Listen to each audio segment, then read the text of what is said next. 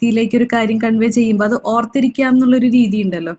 ഞാൻ ഇന്നിപ്പോ വേനൽ ചൂടാണെങ്കിലും നമ്മൾ ഇതേപോലെ ഒരു ക്ലാസ് വേനൽ എങ്ങനെ പ്രതിരോധിക്കാം എന്നുള്ളൊരു ടോപ്പിക് ഇന്നേ വരെ ആരും അങ്ങനെ പുതിയതായിട്ടുള്ളൊരു ടോപ്പിക്കിലേക്ക് വരികയാണ്. നമ്മുടെ കാലത്തിന്റെ മാറ്റത്തിനനുസരിച്ച് കോവിഡ് വന്നപ്പോൾ കോവിഡിന്റെ കാര്യങ്ങളായിരുന്നു, വെള്ളപ്പൊക്കം വന്നപ്പോൾ അതിന് പ്രതിരോധിക്കുന്ന കാര്യങ്ങളൊക്കെ നമ്മൾ ചെയ്തു. ഇപ്പൊ മനുഷ്യൻ ഓരോരും സർവൈവൽ ഇസ് ദ ഫിറ്റസ്റ്റ് ആണല്ലോ. അപ്പോൾ അതിനെക്കുറിച്ച് നമ്മൾ പറയുകയാണെങ്കിൽ ഇപ്പൊ മഴക്കാല രോഗങ്ങൾ നമ്മൾ ഇത്രയും നാൾ ക്ലാസ് ഒക്കെ എടുത്തു വന്നിരുന്നു. പക്ഷെ വേനൽക്കാലം ഒരു പുതിയ ടോപ്പിക്കാണ്. ഈ ഒരു വർഷം മുതലാണ് കേരളം ഇത്രയും ചുട്ടുപൊള്ളുന്ന വെയിലിലൂടെ കടന്നു പോകുന്നത്. അപ്പൊ അന്തരീക്ഷത്തിന്റെ മാറ്റങ്ങൾ അനുസരിച്ച് നമ്മളെ ചിന്തിച്ച് മുന്നേറേണ്ട ഒരു കാലമായി തുടങ്ങിക്കൊണ്ടിരിക്കുന്നു. അപ്പോൾ ഇന്ന് പറയുന്നത് എങ്ങനെയാണെന്ന് വെച്ച് കഴിഞ്ഞാൽ, ഞാനൊരു സിസ്റ്റമാറ്റിക് വേയിലാണ് ഈ ക്ലാസ് എടുക്കാൻ ഉദ്ദേശിക്കുന്നത്. അപ്പൊ നിങ്ങൾക്കും ഓർത്തിരിക്കാനും അതുപോലെ ലളിതമായ രീതിയിൽ അത് മനസ്സിലാക്കാനും സാധിക്കുന്ന തരത്തിലാണ് ഞാൻ എടുക്കാൻ ഉദ്ദേശിക്കുന്നത്. അതായത് നമ്മളുടെ ശരീരത്തിൽ ശിരസ് മുതൽ കാലിന്റെ വിരൽ അഗ്രം വരെയുള്ള കാര്യങ്ങളിലേക്ക് നമുക്ക് ശ്രദ്ധിക്കാം. അപ്പൊ അത് ആ ഒരു രീതിയിലാവുമ്പോൾ എല്ലാവർക്കും അത് നോട്ട് ചെയ്ത് മനസ്സിൽ ഒരു പിക്ചറൈസേഷൻ, ആ ഒരു മനസ്സിൽ സങ്കല്പിച്ചാൽ ഞാൻ പറയുന്ന രീതി മനസ്സിലേക്ക് കൊണ്ടുവന്നാൽ നിങ്ങൾക്ക് കാര്യങ്ങൾ കുറച്ചും കൂടെ ഫാസ്റ്റ് ആയിട്ട് ഗ്രാസ്പ് ചെയ്യാൻ സാധിക്കും. അപ്പോൾ നമ്മൾ തുടങ്ങുകയാണ്. നമ്മുടെ തലമുടി ആദ്യം ശിരസീന്ന് തുടങ്ങുകയാണെങ്കിൽ തലമുടിയിൽ നമ്മൾ എന്തൊക്കെ കാര്യങ്ങൾ ചെയ്യണം ഈ വേനലില്, അതുപോലെ എന്തൊക്കെ സംരക്ഷണങ്ങൾ നമ്മൾ കൊടുക്കാം, തലയുടെ ഭാരം ബുദ്ധിമുട്ടുകൾ ഒഴിവാക്കാൻ വേണ്ടിയിട്ട് തലയിൽ നിന്ന് നമുക്ക് തുടങ്ങാം. ആദ്യം ഹലോ, ആരെങ്കിലും ക്ലിയർ അല്ലേ? ഞാൻ പറയണത് ക്ലിയർ ആണല്ലോ അല്ലെ? ഓഡിബിൾ ആണല്ലോ അല്ലെ? ആരെങ്കിലും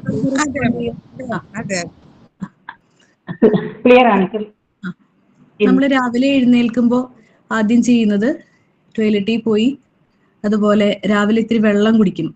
അപ്പോൾ ഈ വെള്ളം കുടിക്കലിൽ നിന്ന് തുടങ്ങുകയാണെങ്കിൽ ഒരു 700 ml വെള്ളം രാവിലെ ഈ ചൂടുകാലത്ത് കുടിക്കുന്നത് ശരീരത്തിന്റെ ഒരു ക്രമീകരണത്തിന്, ഉച്ച വരെയുള്ള ക്രമീകരണം അല്ലെങ്കിൽ ബാക്കിയുള്ള ബോഡി ഫങ്ഷൻസ് കാര്യങ്ങളും ക്രമീകരിക്കാനായിട്ട് സഹായിക്കും. ഒരു 700 ml വെള്ളമെങ്കിലും രാവിലെ കുടിക്കണം എന്നുള്ളതാണ് ഇപ്പൊ പറയുന്നത്. വെറും വയറ്റിലാണെങ്കിൽ വളരെ നല്ലത്. പല്ല് തേക്കുന്നതിന് മുൻപാണെങ്കിൽ കുറച്ചും കൂടെ നല്ലതെന്നാണ് ഇപ്പൊ ആധുനിക ശാസ്ത്രം പറയുന്നത്. കാരണം വായിലുള്ള ചില വയറിന് ഗുണം ചെയ്യുന്ന ബാക്ടീരിയാസ് ആദ്യം ചെന്ന് വയറ് വൃത്തിയാക്കി ടോക്സിക് സബ്സ്റ്റൻസ് പുറന്തള്ളാൻ സഹായിക്കുമെന്ന് പുതിയ പഠനങ്ങൾ പറയുന്നുണ്ട്. അതുപോലെ വായ കഴുകി കുടിക്കേണ്ടവർക്ക് അങ്ങനെയാവാം.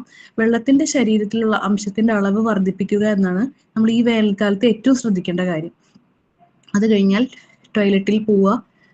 നമ്മുടെ 2 ശുദ്ധീകരണം നടത്താനുള്ള കാര്യങ്ങൾ നമ്മൾ തുടങ്ങി. ശരീര ശുദ്ധീകരണത്തിന് ആദ്യം വെള്ളം ശരീരത്തിൽ ചെന്നു, ടോയ്ലറ്റിൽ പോയതിന് ശേഷം പല്ല് തേക്കലാണ് കൃത്യമായിട്ടുള്ളൊരു രീതി. അതായത് വയറ്റിൽ നിന്ന് നമ്മുടെ മലം വിസർജനങ്ങൾ പോയി കഴിയുമ്പോൾ ചിലപ്പോൾ ചില ഗ്യാസ് അല്ലെങ്കിൽ വായിൽ നിന്ന് ഗ്യാസ് ഒക്കെ വരുന്ന സമയത്ത് നമ്മൾ പിന്നെ പല്ല് തേച്ച് ശുദ്ധീകരിക്കലാണ് കുറച്ചും കൂടെ വൃത്തിയായ രീതി. അപ്പോൾ പല്ല് തേച്ച് കഴിഞ്ഞു നമ്മൾ എണ്ണയിട്ടാണ് അടുത്ത് നമ്മുടെ കേരളത്തിലുള്ളവർ കുളിക്കുക. അപ്പൊ ആ കുളിക്കുന്നത് ഈ ചൂടുകാലത്ത് 2 നേരമോ 3 നേരമോ കുളിക്കലിലല്ല, നമ്മൾ എങ്ങനെയാണോ എണ്ണയിട്ട് കുളിക്കുന്ന രീതി അതിൽ കൂടുതൽ അളവ് കൂട്ടുകയും വേണ്ട, എന്നാൽ കുറയ്ക്കുകയും വേണ്ട. നമ്മൾ ഇപ്പോഴെങ്ങനെ ചെയ്തു പോകുന്നു ആ ഒരു രീതിയിൽ തന്നെ മുന്നോട്ട് പോവുക. കാലത്തിൽ പെട്ടെന്ന് ചേഞ്ച് വരും, പക്ഷെ നമ്മുടെ ശരീരത്തിലെ പെട്ടെന്ന് ചേഞ്ചുകൾ എല്ലാവർക്കും ഒരുപോലെ അക്സെപ്റ്റ് ചെയ്യാൻ പറ്റില്ല ശരീരം. അപ്പൊ അതുകൊണ്ട് എങ്ങനെയാണോ സ്ഥിരമായിട്ട് എണ്ണ തേച്ച് കുളിക്കുന്നത് ആ ഒരു രീതി ഫോളോ ചെയ്യുക. അതുപോലെ വിയർപ്പ് കണ്ടമാനം കൂടുന്നതാണ്. അപ്പോൾ തലയിൽ നമ്മൾ ഉപയോഗിക്കുന്നതായ സോപ്പ് അതുപോലെ ഷാംപൂ ഇവയിലൊക്കെ കണ്ടമാനം കാരത്തിന്റെ അംശം കൂടുതലാണ്. ഇന്ന് വരുന്ന ഓരോ കമ്പനികളും ഏറ്റവും നല്ല റിസൾട്ട് തരാനും മുടി ഷൈൻ ചെയ്യാനും തിളങ്ങാനുമായിട്ട് അമിതമായ കാരത്തിന്റെ ഉപയോഗം. പണ്ട് കാലങ്ങളിൽ താളി തേച്ചാ കുളിച്ചിരുന്നത്. അപ്പൊ താളി തേച്ച് കുളിക്കുന്ന സമയത്ത് ഉണ്ടാകുന്ന ഒരു രീതിയല്ല ഈ കെമിക്കൽ കോമ്പൗണ്ട്സ് വരുന്ന സമയത്ത്. അപ്പൊ നമ്മൾ എപ്പോഴും എന്ത് ചെയ്യേണ്ടത്, ഒരു ആഴ്ചയിൽ 2 ദിവസമെങ്കിലും തല വൃത്തിയായിട്ട്, അതായത് അഴുക്ക് കളയുക. ഡെയിലി ഈ ജോലി പോയി വരുന്ന ആൾക്കാരൊക്കെ ആണെങ്കിൽ നമുക്ക് തല നനയ്ക്കാതെ നിവർത്തിയില്ല. തല കഴുകണ്ടെന്നല്ല, തലയിൽ തണവ് ആവശ്യമാണ്, നമ്മൾ തല വൃത്തിയാക്കി കഴുകണം. പക്ഷെ എല്ലാ ദിവസവും ഷാംപൂ സോപ്പ് ഉപയോഗിച്ച് കണ്ടമാനം മുടീനെ ഡ്രൈ ആക്കാൻ ഒരു ഇടവരുത്താതിരിക്കുക. അതായത് സെബം എന്നൊരു സെക്രീഷൻ നമ്മളുടെ ഈ രോമകൂപത്തിന്റെ കൂടെ തന്നെ പുറത്തേക്ക് നമ്മുടെ മുടി തിളങ്ങി കിടക്കുക അല്ലെങ്കിൽ എണ്ണമയം തോന്നിക്കുന്നത് ഈ സെബം എന്ന് പറഞ്ഞാൽ സെബേഷ്യസ് സെക്രീഷൻ ഉള്ളത് കൊണ്ടാണ്. അപ്പൊ ആ സെക്രീഷൻ എപ്പോഴും ഒരു നോർമൽ ലെവലിൽ കൊണ്ടുപോകാൻ ശ്രമിക്കുക. കണ്ടമാനം ഡ്രൈ ആയി പോവും അത് എല്ലാ ദിവസവും കഴുകിക്കളഞ്ഞാൽ. അപ്പോൾ ആഴ്ചയിൽ 2 ദിവസം നമുക്ക് വേണമെങ്കിൽ ഏതെങ്കിലും മൈൽഡ് ആയിട്ടുള്ള ഷാമ്പു ഉപയോഗിക്കാം. അതല്ല വീട്ടിലുള്ള സ്ത്രീകൾക്കാണെങ്കിൽ ചെമ്പരത്തി താളി ഉപയോഗിച്ച് തല കഴുകണതായിരിക്കും ഏറ്റവും നല്ലത്. ശരീരത്തില് തലയുടെ ചൂട് കൂടുന്തോറും നമ്മളുടെ മുടി വേഗം നരയ്ക്കാൻ സാധ്യതയുണ്ട്. അതുപോലെ തന്നെ അത് കാഴ്ചയെയും ബാധിക്കും. കാര്യം കാഴ്ചക്കുറവുണ്ടാവും കണ്ടമാനം തല ചൂടായി കഴിഞ്ഞു കഴിഞ്ഞാൽ. അപ്പോൾ ഈ കാര്യങ്ങളൊന്നും നമ്മൾ ശ്രദ്ധിക്കേണ്ടത് നല്ലതായിരിക്കും. അതുപോലെ തലയിൽ ഉണ്ടാവുന്ന താരൻ എന്ന് പറയുന്നത് നമ്മുടെ തലയിലത്തെ സ്കിന്ന് കൂടുതലായിട്ട് ഡ്രൈ ആയിട്ട് പൊളിഞ്ഞു പോണതാണ് ഈ പൊറ്റയായിട്ട്. അതല്ലാതെ വേറെ ഒന്നും അല്ലാതെ അതിന്റെ കൂടെ ഇൻഫെക്ഷൻ വരിക എന്ന് പറയുന്നത് ഏതെങ്കിലും ഒരു ഫംഗസോ ബാക്ടീരിയയോ കൂടുമ്പോഴാണ് അതിനെ നമ്മൾ താരൽ അല്ലെങ്കിൽ ഡാൻഡ്രഫ് എന്നൊരു പേരിട്ട് വിളിക്കുന്നത്. അപ്പോൾ തല ചൊറിച്ചിലൊക്കെ ഉണ്ടാക്കുന്നത് ഈ ബാക്ടീരിയയും ഫംഗസും മൂലമാണ്. അപ്പൊ സ്കിൻ എക്സ്ഫോളിയേറ്റ് ചെയ്ത് പോവുക, അതല്ലെങ്കിൽ പൊളിഞ്ഞു പോവുക. നമ്മൾ പാമ്പിന്റെ ഒക്കെ പട ഊരി പോകുന്നത് പോലെ മനുഷ്യ ശരീരത്തിലും ആ ഒരു മെക്കാനിസം നടക്കുന്നുണ്ട്. പക്ഷെ അത് പൂർണ്ണമായിട്ടും ഒരു തൊലി കംപ്ലീറ്റ് ആയിട്ടല്ല പോകുന്നത്. നമ്മൾ കുളിക്കുമ്പോൾ പോവും, തലയിലത്തെ വളരെ പൊടിയായിട്ട് നമ്മളുടെ സ്കിൻ തന്നെയാണ് ആ പൊടിയായിട്ട് പോകുന്നത്. അപ്പൊ ഡ്രൈനെസ് കൂട്ടാതിരിക്കുക. ഡ്രൈനെസ് കൂടിക്കഴിഞ്ഞാലും തലചൊറിയും. വെള്ളം ശരീരത്തിൽ എത്തേണ്ട കൃത്യമായ അളവിൽ ചെന്നില്ലെങ്കിലും നമുക്ക് ശരീരത്തിൽ ഇതേപോലെ തലയിൽ ഈ ചൊറിച്ചിൽ ഉണ്ടാവാൻ സാധ്യതയുണ്ട്. അപ്പൊ ഈ വക കാര്യങ്ങളാണ് നമ്മൾ തലയിൽ ശ്രദ്ധിക്കേണ്ടത്. വെള്ളം, അതുപോലെ ഷാംപൂ, സോപ്പ്, ഇതിന്റെയൊക്കെ ഉപയോഗം ഏത് തരത്തിലെ വെള്ളമാണ്. ഇൻഫെക്റ്റഡ് ആയിട്ട് കുറെ നാൾ കെട്ടിക്കിടന്ന വെള്ളമാണെങ്കിലും അതിലും രോഗാണുബാധ ഉണ്ടാവും. അത് വെച്ച് തല കുളിച്ചു കഴിഞ്ഞാലും ഈ പ്രശ്നങ്ങൾ ഉണ്ടാവും. എപ്പോഴും അനങ്ങിക്കൊണ്ടിരിക്കുന്ന വെള്ളം നമ്മൾ ഉപയോഗിക്കുക. പിന്നെ തലയിൽ ഉപയോഗിക്കുന്നതായ, ഇപ്പോൾ സ്ത്രീകളും പുരുഷന്മാരും ഒരുപോലെ ജോലി ചെയ്യുന്ന ഒരു കാലഘട്ടത്തിലൂടെയാണ് നമ്മൾ കടന്നുപോയിക്കൊണ്ടിരിക്കുന്നത്. അപ്പോൾ ജോലി ചെയ്യുമ്പോൾ നമ്മളിപ്പോൾ 2 വീലർ ഉപയോഗിക്കുന്നവരുണ്ടാവും. അപ്പൊ ഈ 2 വീലർ ഉപയോഗിക്കുന്നവര് ഇപ്പൊ എല്ലാവരും ഈ കൂടുതൽ നമ്മൾ ഹോം ഡെലിവറിയും അതുപോലെ ജോലി ചെയ്യുന്ന ആളുകളൊക്കെ ആണെങ്കിൽ കൂടുതൽ നേരം ഹെൽമെറ്റ് തലയിൽ ഉപയോഗിക്കും. അപ്പൊ ഈ വേനൽക്കാലത്ത് എങ്ങനെയാണ് അതിന്റെ ഒരു ഇമ്പോർട്ടൻസ് വരുന്നതെന്ന് വെച്ച് കഴിഞ്ഞാൽ അതിന്റെ ഉള്ളിലുള്ളത്, അതായത് നമ്മുടെ തല പ്രൊട്ടക്ട് ചെയ്യാൻ ഉപയോഗിക്കുന്നതായി ഹെൽമെറ്റിന്റെ ഉള്ളിൽ ഉപയോഗിക്കുന്ന സാധനങ്ങൾ എന്തൊക്കെയാണ്?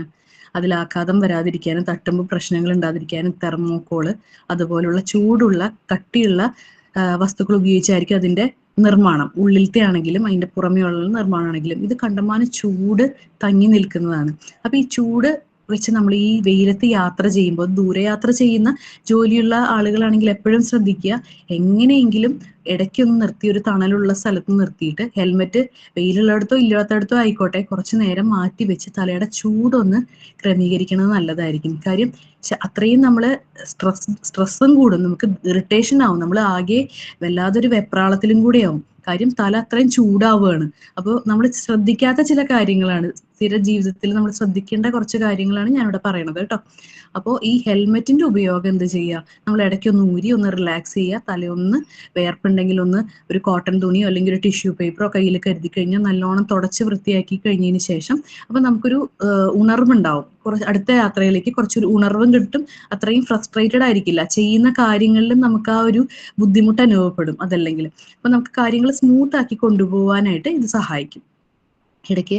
അതുപോലെ തന്നെ നമ്മൾ പെട്ടെന്ന് ചെയ്യുന്ന മനുഷ്യൻ ആരാണെങ്കിലും ഈ ചൂടത്ത് നമ്മൾ എന്താ ചെയ്യുക, കുറെ തണുത്ത വെള്ളം കുടിക്കാനാണ് ശ്രമിക്കുക. അപ്പൊ ഈ തണുത്ത വെള്ളം കുടിക്കാൻ നമ്മൾ ഇതേപോലെ വഴിയരികിൽ എവിടെയെങ്കിലും മാറി നിൽക്കുകയാണെങ്കിൽ എന്തായാലും കുറെ തണൽപ്പന്തലുകളും അതുപോലുള്ള കടകളും ഉണ്ടാവും. എപ്പോഴും ആകർഷിക്കാനായിട്ട് കളറുള്ള സാധനങ്ങൾ അവിടെ അവൈലബിൾ ആയിരിക്കും. അതുപോലെ കാർബണേറ്റഡ് ഡ്രിങ്ക്സ് അവൈലബിൾ ആയിരിക്കും. എപ്പോഴും നമ്മളൊരു 2 ലിറ്റർ വെള്ളമെങ്കിലും 2 വീലറുകാർക്ക് കയ്യിൽ കരുതാവുന്നതേ ഉള്ളൂ. അപ്പൊ ആ ഒരു വെള്ളത്തിന്റെ അളവ് നമുക്ക് പുറത്തുനിന്ന് ഈ എന്താ പറയാ ഓരോ കണ്ടാമിനേറ്റഡ് ആയിട്ടുള്ള ബാക്കിയുള്ള സാധനങ്ങൾ കൊണ്ട് ഈ രോഗാണുക്കളും അതുപോലെ ഈച്ച വന്നതും ഈ സമയത്ത് നമ്മൾ ശ്രദ്ധിക്കേണ്ടത് അറിയാലോ, മെയിനായിട്ട് വയറിളക്കം, അതുപോലെ തന്നെ ഛർദി കാര്യങ്ങളൊക്കെ ഈ ഫുഡ് ഇൻഫെക്ഷനിൽ നിന്ന് വരും. അതുപോലെ തന്നെ അതേസമയം തന്നെ വൃത്തിയല്ലാത്ത വെള്ളത്തിൽ നിന്നും വരാൻ സാധ്യതയുണ്ട്. അപ്പൊ ഈ വെള്ളം നമ്മൾ വൃത്തിയായിട്ടുള്ള വെള്ളം എപ്പോഴും വീട്ടിൽ തിളപ്പിച്ചാറിയ വെള്ളം കൊണ്ടുപോകാൻ ശ്രമിക്കുക. അമിതമായിട്ടുള്ള തണുപ്പും വേണ്ട, എന്നാൽ കൂടുതൽ ചൂടും വേണ്ട. നമ്മുടെ ശരീരത്തിന് ഒരു നോർമൽ ടെമ്പറേച്ചറിലെ വെള്ളം കുടിക്കുന്നതായിരിക്കും എപ്പോഴും നല്ലത്. കാരണം ചിലർക്ക് തണവ് അലർജി ഉണ്ടാവും, തണുത്ത വെള്ളം കൊണ്ട് ഉള്ള അലർജിയുള്ള അസുഖങ്ങൾ വേറെയും അതുകൊണ്ട് വരാൻ സാധ്യതയുണ്ട്. അപ്പൊ അതും നമ്മൾ ശ്രദ്ധിക്കാൻ വേണ്ടിയിട്ട് ഇത് ചെയ്യുന്നത് നല്ലതായിരിക്കും. എപ്പോഴും കണ്ണിനെ ആകർഷിക്കുന്നതാണ് നിറങ്ങൾ. അപ്പോൾ മനുഷ്യനാണ്, നമ്മൾ പറഞ്ഞിട്ട് കാര്യമില്ല, നമുക്ക് വെള്ളം കണ്ടു കഴിഞ്ഞിട്ടുണ്ടെങ്കിൽ അല്ലെങ്കിൽ ആ തണുത്തിരിക്കുന്ന വെള്ളം കണ്ടു കഴിഞ്ഞാൽ കൊതി ഉണ്ടാവും കുടിക്കാനായിട്ട്. പക്ഷെ ഈ വെള്ളം എങ്ങനെയാണ് അത് നിർമ്മിക്കുക എന്നും നമ്മൾ ആലോചിക്കുക. കാർബണേറ്റഡ് ഡ്രിങ്ക്സിലായാലും കണ്ടമാനം ലിവറിനും അതുപോലെ തന്നെ കിഡ്നിക്കും ഏറ്റവും കൂടുതൽ ഇത് ഈ വെള്ളം ഫിൽട്ടർ ചെയ്ത് പോകുന്ന രീതി എന്ന് പറയുന്നത് നമ്മളുടെ കിഡ്നിയുടെ പ്രവർത്തനം കൊണ്ടാണല്ലോ.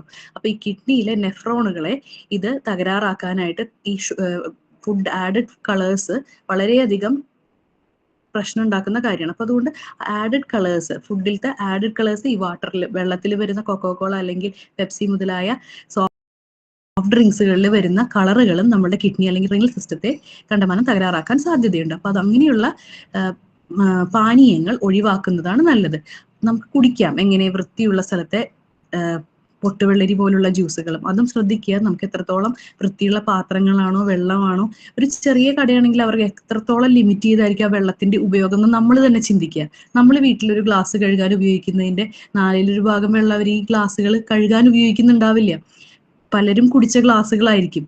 സ്ട്രോ എപ്പോഴും നിർബന്ധം കിട്ടിയെന്ന് വരില്ല. അപ്പൊ പല രീതിയിലും നമുക്ക് ഈ അസുഖങ്ങൾ പിടിപെടാൻ സാധ്യതയുണ്ട്. ഇതൊക്കെയാണ് അസുഖങ്ങൾ വേറൊരാളിൽ നിന്ന് നമുക്ക് കിട്ടാവുന്ന സാധ്യതയുള്ള കണ്ടീഷനുകൾ. അപ്പൊ അതൊക്കെ ഒന്ന് നമ്മൾ മാറ്റി വെക്കുകയാണെങ്കിൽ നമുക്ക് വയറിന് സംബന്ധമായ രോഗങ്ങൾ ഇതുപോലെ വെള്ളം കുടിക്കലിൽ നിന്ന് കിട്ടാതിരിക്കാൻ സഹായിക്കും. അതുപോലെ പിന്നെ ഭക്ഷണ പദാർത്ഥങ്ങളാണെങ്കിലും തുറന്നു വെച്ചതും. ഇനിയിപ്പോൾ ഈ ഒരു സമയത്ത് കൊതുക് കുറവായിരിക്കും, കാര്യം വെള്ളം ഇല്ല കൊതുകുകൾക്ക് വളരാനായിട്ട്. പിന്നെയുള്ള ചെടികളിൽ നിന്നുള്ള കൊതുകുകളായിരിക്കും ഈ സമയത്ത് ഉണ്ടാവുക. നേരെ മറിച്ച് ഈച്ചകൾ പെരുകുന്ന സമയം, ഉറുമ്പുകൾ കൂടുന്ന സമയം, ഈ 2 ജീവികളും കൂടുതലായിരിക്കും ഈ സമയത്ത്. പറമ്പുകളിലുള്ള വേസ്റ്റ്, ചക്ക പോലുള്ള സാധനങ്ങളിൽ നിന്ന്, അതുപോലെ വളർത്തു നായകളുള്ള വീടുകളാണെങ്കിൽ വൃത്തിയായിട്ടിട്ടില്ലെങ്കിൽ അവിടെയും ഈച്ച, ഈ അവരുടെ മലമൂത്ര വിസർജനങ്ങളിൽ നിന്നുള്ള ഈച്ച നമ്മളുടെ ഭക്ഷണത്തിൽ വന്നിരിക്കാനും സാധ്യതയുണ്ട്. അപ്പൊ ഭക്ഷണം ഉണ്ടാക്കി കഴിഞ്ഞാൽ കഴിവതും ചൂടോടുകൂടെ ആഹാരം കഴിക്കുക, അടച്ചു വെച്ച ഭക്ഷണം ഉപയോഗിക്കുക. ഇതൊക്കെയാണ് വേനൽക്കാലത്ത് ഭക്ഷണത്തിൽ ശ്രദ്ധിക്കേണ്ടത്. അതുപോലെ നമ്മൾ ഈ തിളപ്പിച്ച് വെള്ളം കൊണ്ടുപോകുമ്പോൾ നമുക്ക് 3 തരം നാച്ചുറൽ ആയിട്ടുള്ള സാധനങ്ങളിട്ട് നമ്മൾ ഈ സമയത്ത് വെള്ളം കുടിച്ചു കഴിഞ്ഞാൽ ശരീരത്തിന് നല്ലതാണ്. ഒന്നാമത്തേത് നമ്മൾ രാമച്ചം, അതുപോലെ നറുനേണ്ടിക്കിഴങ്ങ്, പിന്നെ നമുക്ക് തിന. ഈ 3 സാധനങ്ങളും. തിന നമ്മൾ ഈ കണ്ണിൽ കൂടുതലായിട്ട് ചൂട് വരുമ്പോൾ ശരീരം തണുപ്പിക്കാനായിട്ട് ഏറ്റവും ഗുണമുള്ള സാധനമാണ് തിന. അത് തൊണ്ട് കളഞ്ഞ് നമ്മളിപ്പോൾ പക്ഷികൾക്ക്, ഇപ്പോൾ ലവ് ബേർഡ്സ് പോലത്തെ പക്ഷികൾക്ക് കൊടുക്കുന്നത് അതിന്റെ തൊണ്ടുള്ള തിനയായിരിക്കും. അതിന്റെ തിന അരി വാങ്ങിക്കാൻ കിട്ടും. ഈ തിന അരി വെച്ചിട്ട് കഞ്ഞി വെച്ച് കുടിച്ചു കഴിഞ്ഞാൽ ശരീരം പെട്ടെന്ന് തണുക്കും. ശരീരത്തിലുണ്ടാവുന്ന കുരുക്കള്, തലയിലുണ്ടാവുന്ന കുരുക്കൾ, അതുപോലെ ചില ആളുകൾക്ക് കൈയുടെ അടിയിൽ, കണ്ണിന്റെ അടിയിൽ, കാലിന്റെ ഒടിഭാഗത്ത് ഇവിടെയൊക്കെ കുരുക്കൾ വരും ഈ ചൂടുകാലത്തും. അപ്പൊ അതിനെയൊക്കെ ഒന്ന് തണുപ്പിക്കാനായിട്ട് ഈ തിനയരി സഹായിക്കും. കുടിക്കുന്ന വെള്ളത്തിന് രുചി ഉണ്ടെങ്കിലേ നമുക്ക് കുടിക്കാനായിട്ട്, അതായത് നമ്മൾ ഈ പറഞ്ഞ പോലെ 3 ലിറ്റർ വെള്ളം ഒരു മനുഷ്യൻ കുടിക്കേണ്ട ഒരു സാഹചര്യത്തിലേക്ക് വന്നുകൊണ്ടിരിക്കുകയാണ്. പണ്ട് പറയുക 1 ലിറ്റർ 1.5 ലിറ്റർ, അതിൽ നിന്ന് മാറി നമ്മളിപ്പോൾ 3-4 ലിറ്ററിലേക്ക് എത്തിക്കൊണ്ടിരിക്കുക. അപ്പൊ അത്രയും കിഡ്നി ഫങ്ഷൻസ് ചെയ്യാനുണ്ട്. അപ്പൊ അതുകൊണ്ട് നമുക്ക് എന്താ പറയാ, എല്ലാവർക്കും ഒരുപോലെ വെറുതെ പച്ചവെള്ളം കുടിക്കാന്നുള്ളത്, അല്ലെങ്കിൽ ജീരകമിട്ട് ഈ സമയത്ത് ചൂടുള്ള സാധനമാണ് ജീരകം, അത് അമിതമായിട്ട് ഉപയോഗിക്കുന്നതും ശരീരത്തിന് നല്ലതല്ല. അപ്പോൾ രാമച്ചം, നറുനേണ്ടിയാണ് ഏറ്റവും നല്ലത്. ഇത് രണ്ടും ശരീരം തണുപ്പിക്കുന്നതാണ്. അപ്പോൾ രാമച്ചം ആണെങ്കിൽ ചെറുതായിട്ട്, ഇപ്പം ഒരു ദിവസം തിളപ്പിച്ചാൽ നമുക്ക് അന്നേ കുടിക്കാൻ പറ്റുള്ളൂ. അടുത്ത ദിവസത്തേക്ക് അതിന്റെ രുചി അല്പം മാറിയിട്ടുണ്ടാവും. അപ്പോൾ കൂടുതൽ വെള്ളം അതേപോലെ തിളപ്പിച്ച് വെക്കണം. അതേപോലത്തെ പെട്ടെന്ന് കേടാവാതിരിക്കാനായിട്ട് കുറച്ചും കൂടെ നല്ലത് നറുനേണ്ടിയുടെ കിഴങ്ങാണ്. നറുനേണ്ടി കിഴങ്ങ് നമുക്ക് പച്ചമരുന്ന് കിട്ടുന്ന കടകളിലൊക്കെ വാങ്ങിക്കാൻ കിട്ടും. അതിട്ട് തിളപ്പിച്ച് കഴിഞ്ഞാൽ, അത് നമ്മൾ വാങ്ങിക്കഴിഞ്ഞ് വൃത്തിയായിട്ട് കഴുകി വെയിലത്ത് ഉണക്കി വെച്ച് കഴിഞ്ഞാൽ എല്ലാ ദിവസവും തിളപ്പിക്കുമ്പോൾ നമുക്ക് അല്പം ഇട്ടാൽ മതി അതിൽ. അപ്പൊ ചെറിയ കിഴങ്ങ്, ചെറിയ പീസായിട്ടുള്ള മരക്കഷ്ണങ്ങളായിട്ടായിരിക്കും ഈ നറുനേണ്ടി കിഴങ്ങ് കിട്ടുക കടകളിൽ. അപ്പൊ ഇത് രണ്ടുകൂട്ടം നമുക്ക് കുടിക്കാൻ ഒരു രുചിയും തോന്നും, അതേസമയം ശരീരം തണുക്കുകയും ചെയ്യും. ഈ 2 കാര്യങ്ങൾ നമുക്ക് വെള്ളം കുടിക്കുന്നതിൽ ശ്രദ്ധിക്കാം. അടുത്തതായിട്ട് നമ്മൾ കണ്ണിലേക്ക് വരാം. കണ്ണില് ഈ സമയത്ത് കൺജങ്ക്റ്റിവൈറ്റിസ്, അതല്ലെങ്കിൽ ചെങ്കണ്ണ് മുതലായ അസുഖങ്ങൾ, പൊടിപടലങ്ങൾ കൊണ്ടും വരാം. വേറെ ഒരാളുടെ രോഗാവസ്ഥയിൽ നിന്ന് നമുക്കത് കയ്യിൽ നിന്നോ, അല്ലെങ്കിൽ പുറത്ത് പണ്ട് നമ്മൾ പറയാറുണ്ടായിരുന്നില്ലേ, പുറത്ത് പോയി വരുമ്പോൾ കൈ കഴുകുക, അല്ലെങ്കിൽ സാനിറ്റൈസേഷൻ, അതൊക്കെ ഇപ്പൊ നല്ല പോലെ കുറഞ്ഞു. വളരെ ചുരുക്കം ചില ആളുകൾ മാത്രമേ അതൊക്കെ പാലിക്കുന്നുള്ളൂ. അപ്പോൾ അങ്ങനെയുള്ള പേഴ്സണൽ ഹൈജീൻ അല്ലെങ്കിൽ വ്യക്തി ശുചിത്വം കുറച്ചും കൂടെ പാലിക്കുകയാണെങ്കിൽ ഇങ്ങനത്തെ കണ്ണ് വരുന്ന അസുഖങ്ങൾ വരില്ല. പിന്നെ വരുന്നത് ഈ ശക്തിയായ ചൂടിന്റെ പ്രശ്നം കാരണം, അത് ഭക്ഷണത്തിൽ നിന്നും വരാം. കാരണം ഭക്ഷണത്തിൽ നമ്മളിപ്പോൾ ചിക്കൻ അല്ലെങ്കിൽ റെഡ് മീറ്റ് ഉപയോഗിക്കുമ്പോൾ, അല്ലെങ്കിൽ കോഴിമുട്ട, ഇതെല്ലാം ശരീരത്തിന്റെ ഉഷ്ണാവസ്ഥയെ കൂട്ടുന്ന ഭക്ഷണ പദാർത്ഥങ്ങളാണ്. അതെല്ലാം കുറച്ചിട്ട്, പൂർണ്ണമായിട്ട് ഒഴിവാക്കാനൊന്നുമല്ല, അത് കുറച്ചിട്ട് അതിൽ കൂടുതൽ നമ്മൾ വെള്ളം കൂടുതൽ അടങ്ങിയിരിക്കുന്നതായ പച്ചക്കറിയും പഴവർഗ്ഗങ്ങളും കഴിക്കാനായിട്ട് ശ്രദ്ധിക്കുക. കണ്ണിൽ അതുപോലെ തന്നെ ഈ കണ്ണില് കുരുക്കൾ വരുന്ന സമയത്ത് ഈ തിനയരി കഞ്ഞി, വേറൊന്നും ചെയ്യാനില്ല. നമ്മൾ ഈ തിനയരി ഒരു നമ്മളുടെ കയ്യിൽ ഒരു പിടി അളവെടുത്താൽ മതിയാവും. അത് കഞ്ഞി വെച്ച്, സാധാരണ നമ്മൾ ഗോതമ്പ് കഞ്ഞിയൊക്കെ വെക്കുന്നത് പോലെ ഈ തിനയരിയുടെ കഞ്ഞി വെച്ച് അത് ആറിയതിനു ശേഷം ഒരു ഗ്ലാസ് കുടിക്കുകയാണെങ്കിൽ വളരെയധികം ശരീരത്തെ തണുപ്പിക്കാൻ സാധിക്കും. അടുത്തത് പറയുകയാണെങ്കിൽ നമ്മൾ മൂക്കിലേക്ക് വരാം. മൂക്കിൽ നമ്മൾ എപ്പോഴും വൃത്തിയാക്കുമ്പോൾ നനവുള്ള സമയത്ത് വേണം മൂക്ക് വൃത്തിയാക്കാൻ. അതായത് ഡ്രൈ ആയിട്ടിരിക്കുമ്പോൾ മൂക്കിലിട്ട് നമ്മൾ വിരലോ അല്ലെങ്കിൽ വേറെ തുണിയോ ഉപയോഗിച്ച് വൃത്തിയാക്കാൻ ശ്രമിച്ചു കഴിഞ്ഞാൽ മൂക്ക് പൊട്ടാൻ സാധ്യതയുണ്ട്. അപ്പോൾ എപ്പോഴും വൃത്തിയുള്ള കൈ വേണം മൂക്ക് കഴുകാനോ അല്ലെങ്കിൽ മൂക്ക് വൃത്തിയാക്കാനോ ഉപയോഗിക്കാൻ. കാരണം ഈ മൂക്കും നമ്മുടെ ബ്രെയിനുമായിട്ട് വളരെ അടുത്ത ബന്ധത്തിലുള്ള ആൾക്കാരാണ്. വളരെ പെട്ടെന്ന് ഇൻഫെക്ഷൻ ചെന്നെത്താൻ സാധ്യതയുള്ള ഒരു മേഖലയാണ് മൂക്കും നമ്മുടെ ബ്രെയിനിലേക്കും. അപ്പോൾ നമ്മളുടെ വൃത്തിയില്ലാത്തൊരു കൈ വെച്ചാണ് നമ്മൾ മൂക്കിൽ വൃത്തിയാക്കാൻ ഉപയോഗിക്കുക. കഴിവതും കുളിക്കുന്ന സമയത്താണ്. അതായത് ശരീരം തണുത്തു, ശരീരം ഒരു മൃദുലാവസ്ഥയിലേക്ക്, മൂക്കിന്റെ ആ ഭാഗത്തുള്ള പേശികളൊക്കെ ഒരു മൃദുലതയിൽ വന്നേക്കുക വെള്ളത്തിന്റെ അംശം ചെല്ലുമ്പോൾ. എന്നിട്ട് മൂക്ക് വൃത്തിയാക്കുകയാണെങ്കിൽ മൂക്കിന് മുറിവുകളൊന്നും സംഭവിക്കാതെ നല്ല വൃത്തിയാക്കി നമുക്ക് വൃത്തിയാക്കാൻ സാധിക്കും.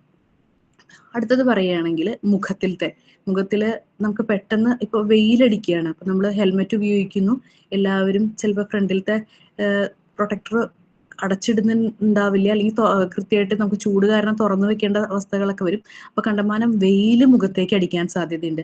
അപ്പൊ സൂര്യനിൽ പലതരം രശ്മികളുണ്ട്, അൾട്രാ വയലറ്റ്, ഇൻഫ്രാറെഡ്, അതുപോലെ തന്നെ എക്സ്റേയുടെ ചെറിയൊരു അംശം. ഇതൊക്കെ ഓരോ സമയങ്ങളിൽ അതിന്റെ ഉൽപാദനം, അതിന്റെ ദൈർഘ്യം ഒക്കെ വ്യത്യാസമുണ്ട്. അപ്പൊ ഏറ്റവും കൂടുതൽ 11 മണി മുതൽ ഒരു 3 മണി വരെയൊക്കെ അൾട്രാ വയലറ്റ് രശ്മികളുടെ ഒരു സാന്നിധ്യം കൂടുതലായിരിക്കും.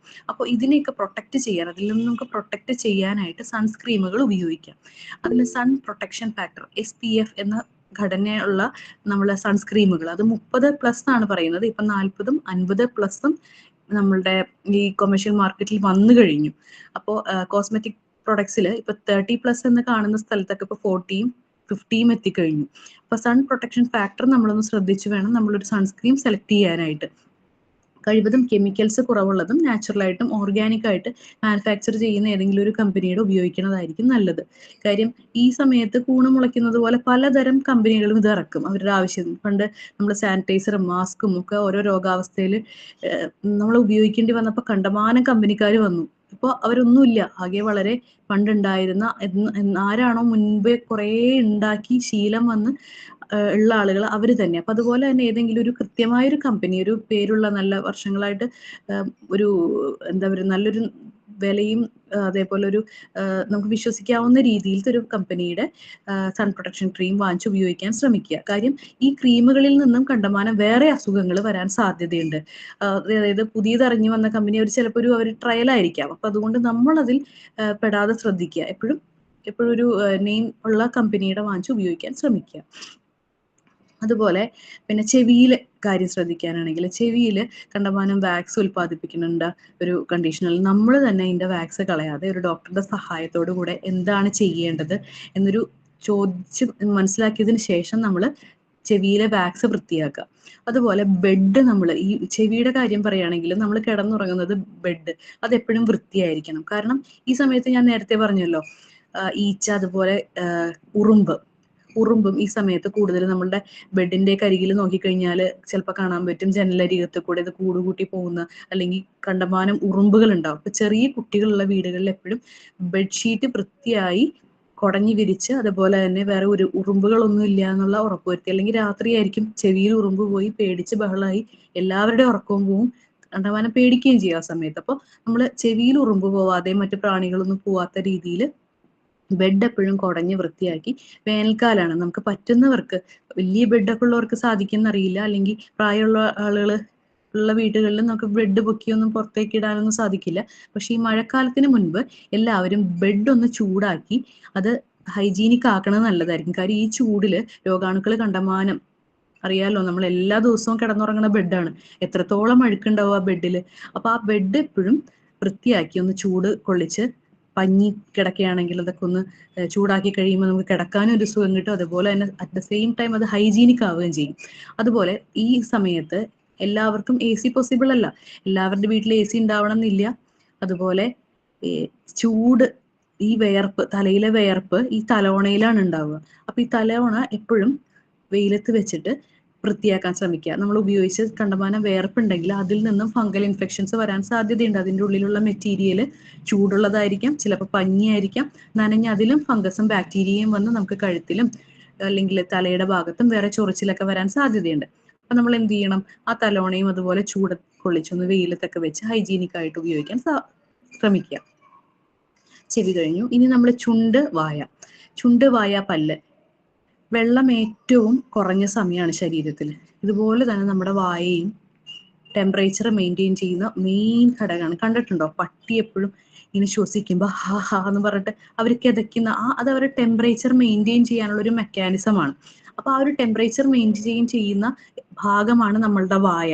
എത്രത്തോളം പേര് ശ്രദ്ധിച്ചിട്ടുണ്ടാവും അറിയില്ല, ചില സമയത്തും ചൂടുള്ള ശ്വാസം നമുക്ക് ഇങ്ങനെ എടുത്തു കഴിഞ്ഞാൽ കിട്ടും. ചൂടുള്ള ശ്വാസമായിരിക്കാം, എപ്പോഴും ഒരേ ടെമ്പറേച്ചർ ആയിരിക്കില്ല നമ്മുടെ ഓറൽ ടെമ്പറേച്ചർ. അപ്പോൾ ഓറൽ ടെമ്പറേച്ചർ മെയിൻറ്റെയിൻ ചെയ്യാനും അതിന്റെ പ്രോപ്പർ ആയിട്ടുള്ള ഹൈജീൻ മെയിൻറ്റെയിൻ ചെയ്യാനും ഭക്ഷണം കഴിക്കുന്നത് പോലെ തന്നെ ഇട സമയത്ത് നമ്മളിപ്പോൾ വെള്ളം കുടിക്കുമ്പോൾ തന്നെ ഒന്ന് വായിൽ വെള്ളം പിടിച്ചൊന്ന് കഴുകി കളയുകയാണെങ്കിൽ നമ്മുടെ വായയുടെ ടെമ്പറേച്ചർ മെയിൻറ്റെയിൻ ചെയ്യാനായിട്ട് സഹായിക്കും. അതും തലയുമായിട്ടും വളരെയധികം ബന്ധമുള്ള കാര്യമാണ്. അപ്പൊ അതുകൊണ്ടാണ് വായിൽ ഇത്തിരി തണുത്ത വെള്ളം പിടിച്ചാലും കുഴപ്പമൊന്നുമില്ല.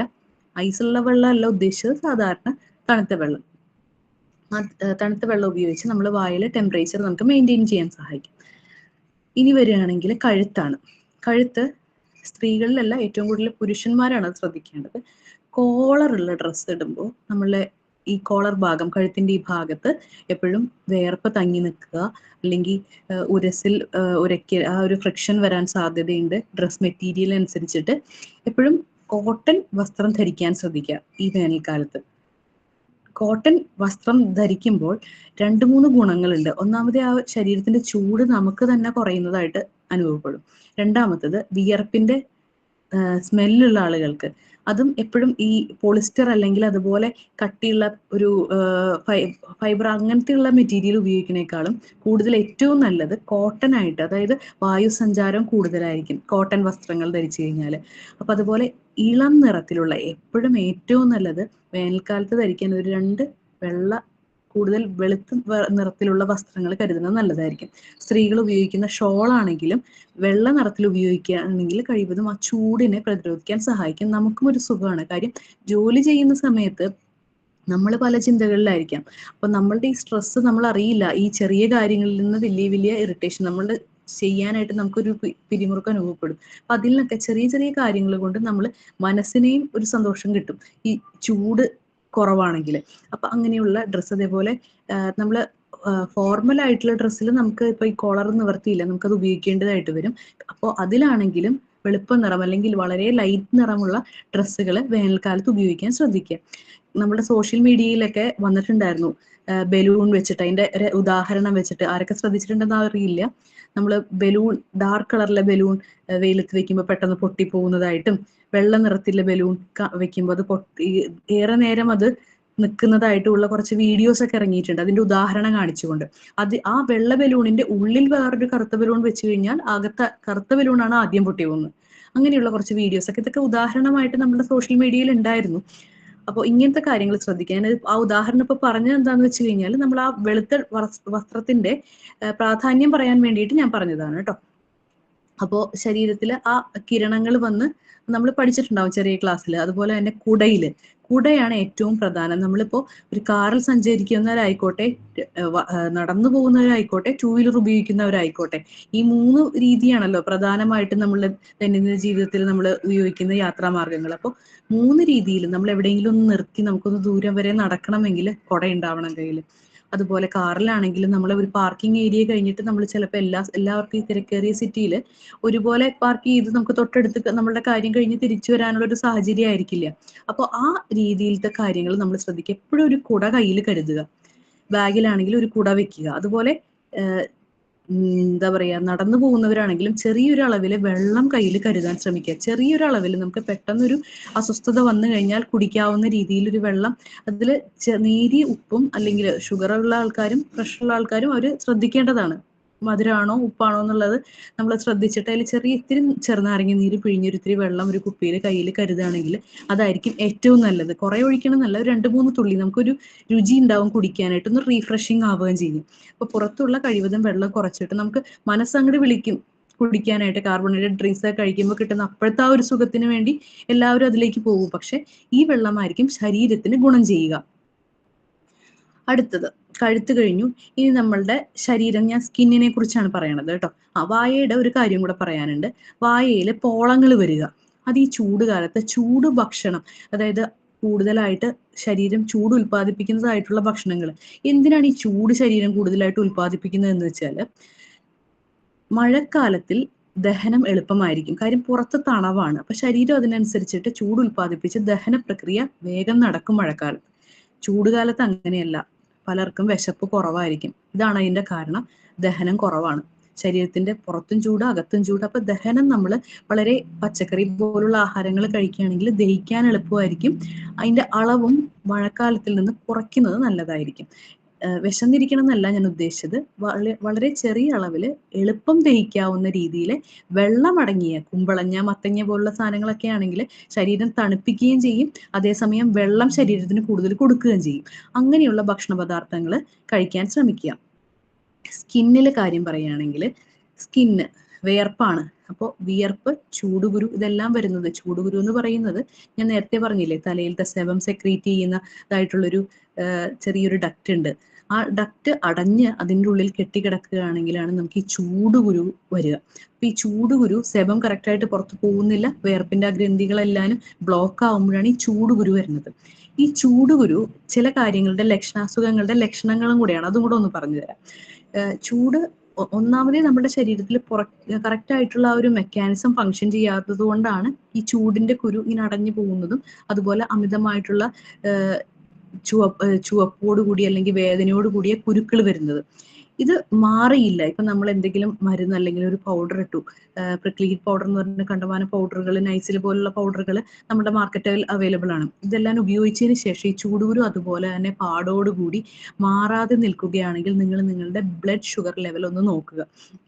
അത് ഫാസ്റ്റിംഗ് ബ്ലഡ് ഷുഗർ ആദ്യം നോക്കുക. അതിൽ എന്തെങ്കിലും വ്യത്യാസം തോന്നുന്നതായിക്കോട്ടെ, തോന്നാതിരുന്നോട്ടെ. അതായത് നോർമൽ റേഞ്ച് അല്ല എങ്കിൽ, ഒരു 70 മുതൽ 110 ആ ലെവലിന്റെ ഉള്ളിലല്ല, അതിൽ കൂടുതലാണെങ്കിൽ നമ്മൾ എപ്പോഴും HbA1c എന്നൊരു ടെസ്റ്റ് ഉണ്ട് ഷുഗറിൽ. അത് നിങ്ങൾ ഡോക്ടറെ സമീപിച്ചു കഴിഞ്ഞാൽ ഡോക്ടർ എഴുതി തരും. ആ ടെസ്റ്റ് കൂടെ ചെയ്യുകയാണെങ്കിൽ നമ്മുടെ കോശങ്ങളിലെ ഷുഗറിന്റെ അളവിനെ കണ്ടെത്തി നമുക്ക് നേരത്തെ ഷുഗറിന് ഉണ്ടോ ഇല്ലയോ എന്നുള്ളത് അറിയാനായിട്ട് സാധിക്കും.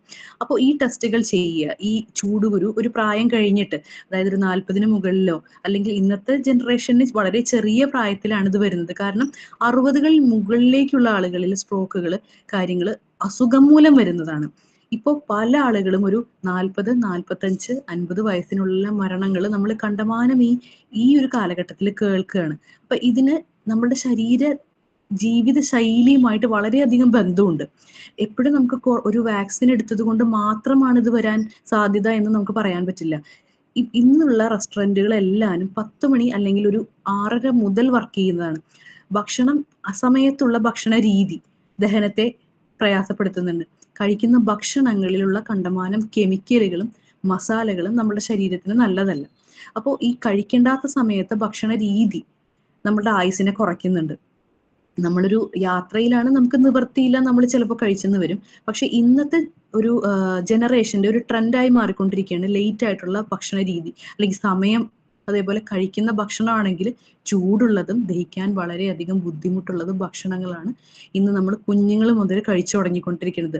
നാവിന്റെ രുചി മാത്രം നോക്കിയിട്ടാണ് എല്ലാവരും മുന്നോട്ട് പോകുന്നത്. അപ്പോൾ അത് വളരെയധികം നമ്മളുടെ ശരീരത്തിന്, ഇപ്പോൾ ഒരു ഞാനടക്കമുള്ള ഒരു ജനറേഷനാണ് ഈ ഒരു പ്രശ്നത്തിലൂടെ കടന്നുപോയിക്കൊണ്ടിരിക്കുന്നത്. അപ്പോൾ അതൊക്കെ നമ്മൾ കുറച്ചും കൂടെ ശ്രദ്ധിച്ച് നമ്മുടെ ആയുസിനെ കൂട്ടാൻ, നമ്മളുടെ കുഞ്ഞുമക്കളെ ഓർത്ത് നമ്മളത് ആയുസിനെ കൂട്ടാനായിട്ട് ശ്രമിക്കുകയാണ് വേണ്ടത്. പിന്നെ അതുപോലെ തന്നെ നമ്മൾ സ്കിന്നിലെ കാര്യം പറഞ്ഞു. അതുപോലെ വിയർപ്പിന് സ്മെല്ല് വരിക അല്ലെങ്കിൽ വിയർപ്പ് നാറ്റം എന്നുള്ളൊരു അവസ്ഥയിലേക്ക് പോകുമ്പോൾ അത് മെയിൻലി നമ്മൾ ഒരു സ്ഥലത്ത് ചെന്ന് പ്രസന്റ് ചെയ്യുമ്പോഴാണ് നമുക്കത് ബുദ്ധിമുട്ടിലേക്ക് വരുന്നത്. ഒരു ഇന്റർവ്യൂവിന് പ്രസന്റ് ചെയ്യുക അല്ലെങ്കിൽ ഒരു പബ്ലിക് ഏരിയയിലേക്ക് നമ്മൾ പോയിരിക്കുന്ന സമയത്ത് ഈ ഒരു സ്മെല്ല് അത് എല്ലാവരെയും ഒരു മാനസിക അസ്വസ്ഥ്യം തരുന്നതാണ്. അപ്പൊ ഇതിന് മറയ്ക്കാൻ വേണ്ടിയിട്ട് ഉപയോഗിക്കുന്ന പെർഫ്യൂമുകൾ മുതലായ വസ്തുക്കൾ, ഇത് രണ്ടും കൂടി അതിനേക്കാളും ചീത്ത സ്മെല്ലായിരിക്കും ചിലപ്പോൾ പുറത്തു വരിക. അപ്പൊ ആ സ്മെല്ലിനെ കൺട്രോൾ ചെയ്യുന്നത് എന്തുപയോഗിച്ചിട്ടാണെന്ന് ഞാൻ പറഞ്ഞുതരാം. നമുക്ക് എങ്ങനെയാണ് ഈ സ്മെല്ല് ഉണ്ടാവുന്നത് പറഞ്ഞുതരാം. നമ്മളുടെ ചില ബാക്ടീരിയകൾ, ശരീരത്തിലെ ചില ബാക്ടീരിയ, അത് എപ്പോഴും ഇടുക്കുകളിലായിരിക്കും. അതായത് എപ്പോഴും നനവ് വരാൻ, അതായത് മടക്കുകളിൽ, നമ്മളുടെ കൈ മടക്ക്, കാല് മടക്ക്, ഇടുക്കുകളിലൊക്കെയാണ് ഇത് കൂടുതൽ ഇരിക്കാനായിട്ടുള്ള സാധ്യത. അപ്പൊ ഈ മടക്കുകളിലെ ബാക്ടീരിയകളെ നമുക്ക് അളവ് കുറച്ചു കഴിഞ്ഞാൽ ഈ ബാക്ടീരിയ ഉൽപ്പാദിപ്പിക്കുന്ന ആ ഒരു സ്മെല്ലിന്റെ വസ്തുക്കളെ കുറയ്ക്കാൻ സാധിക്കും. അതിനുവേണ്ടി ചെയ്യുന്നത് ഒന്നാമത് വെള്ളം തന്നെയാണ്. വെള്ളമാണ് ഈ കാലത്ത് ഏറ്റവും ആദ്യത്തെ മരുന്ന്. അപ്പൊ വെള്ളം അമിതമായിട്ട് ഉപയോഗിക്കുക. ഉപയോഗിച്ച് നമ്മൾ കുടിച്ച മൂത്രം പോകുമ്പോൾ മൂത്രത്തിൽ അല്ലെങ്കിൽ നമ്മുടെ യൂറിന്റെ കളർ ശ്രദ്ധിക്കുക. കൂടുതൽ ഡാർക്ക് കളറിലേക്ക് പോകുമ്പോൾ നമ്മൾ വെള്ളം കൂടുതൽ കഴിക്കണം എന്നാണ്. ആരാണ് ഹാൻഡ് റൈസ് ചെയ്തത്? എന്തെങ്കിലും പറയാനുണ്ടോ?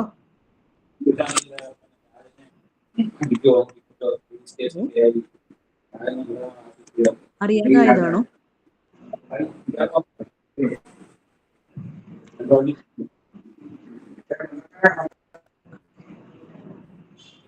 അറിയാതെയാണെന്ന് വിചാരിക്കുന്നു. ഞാൻ ക്ലാസ് തുടരുകയാണ് കേട്ടോ.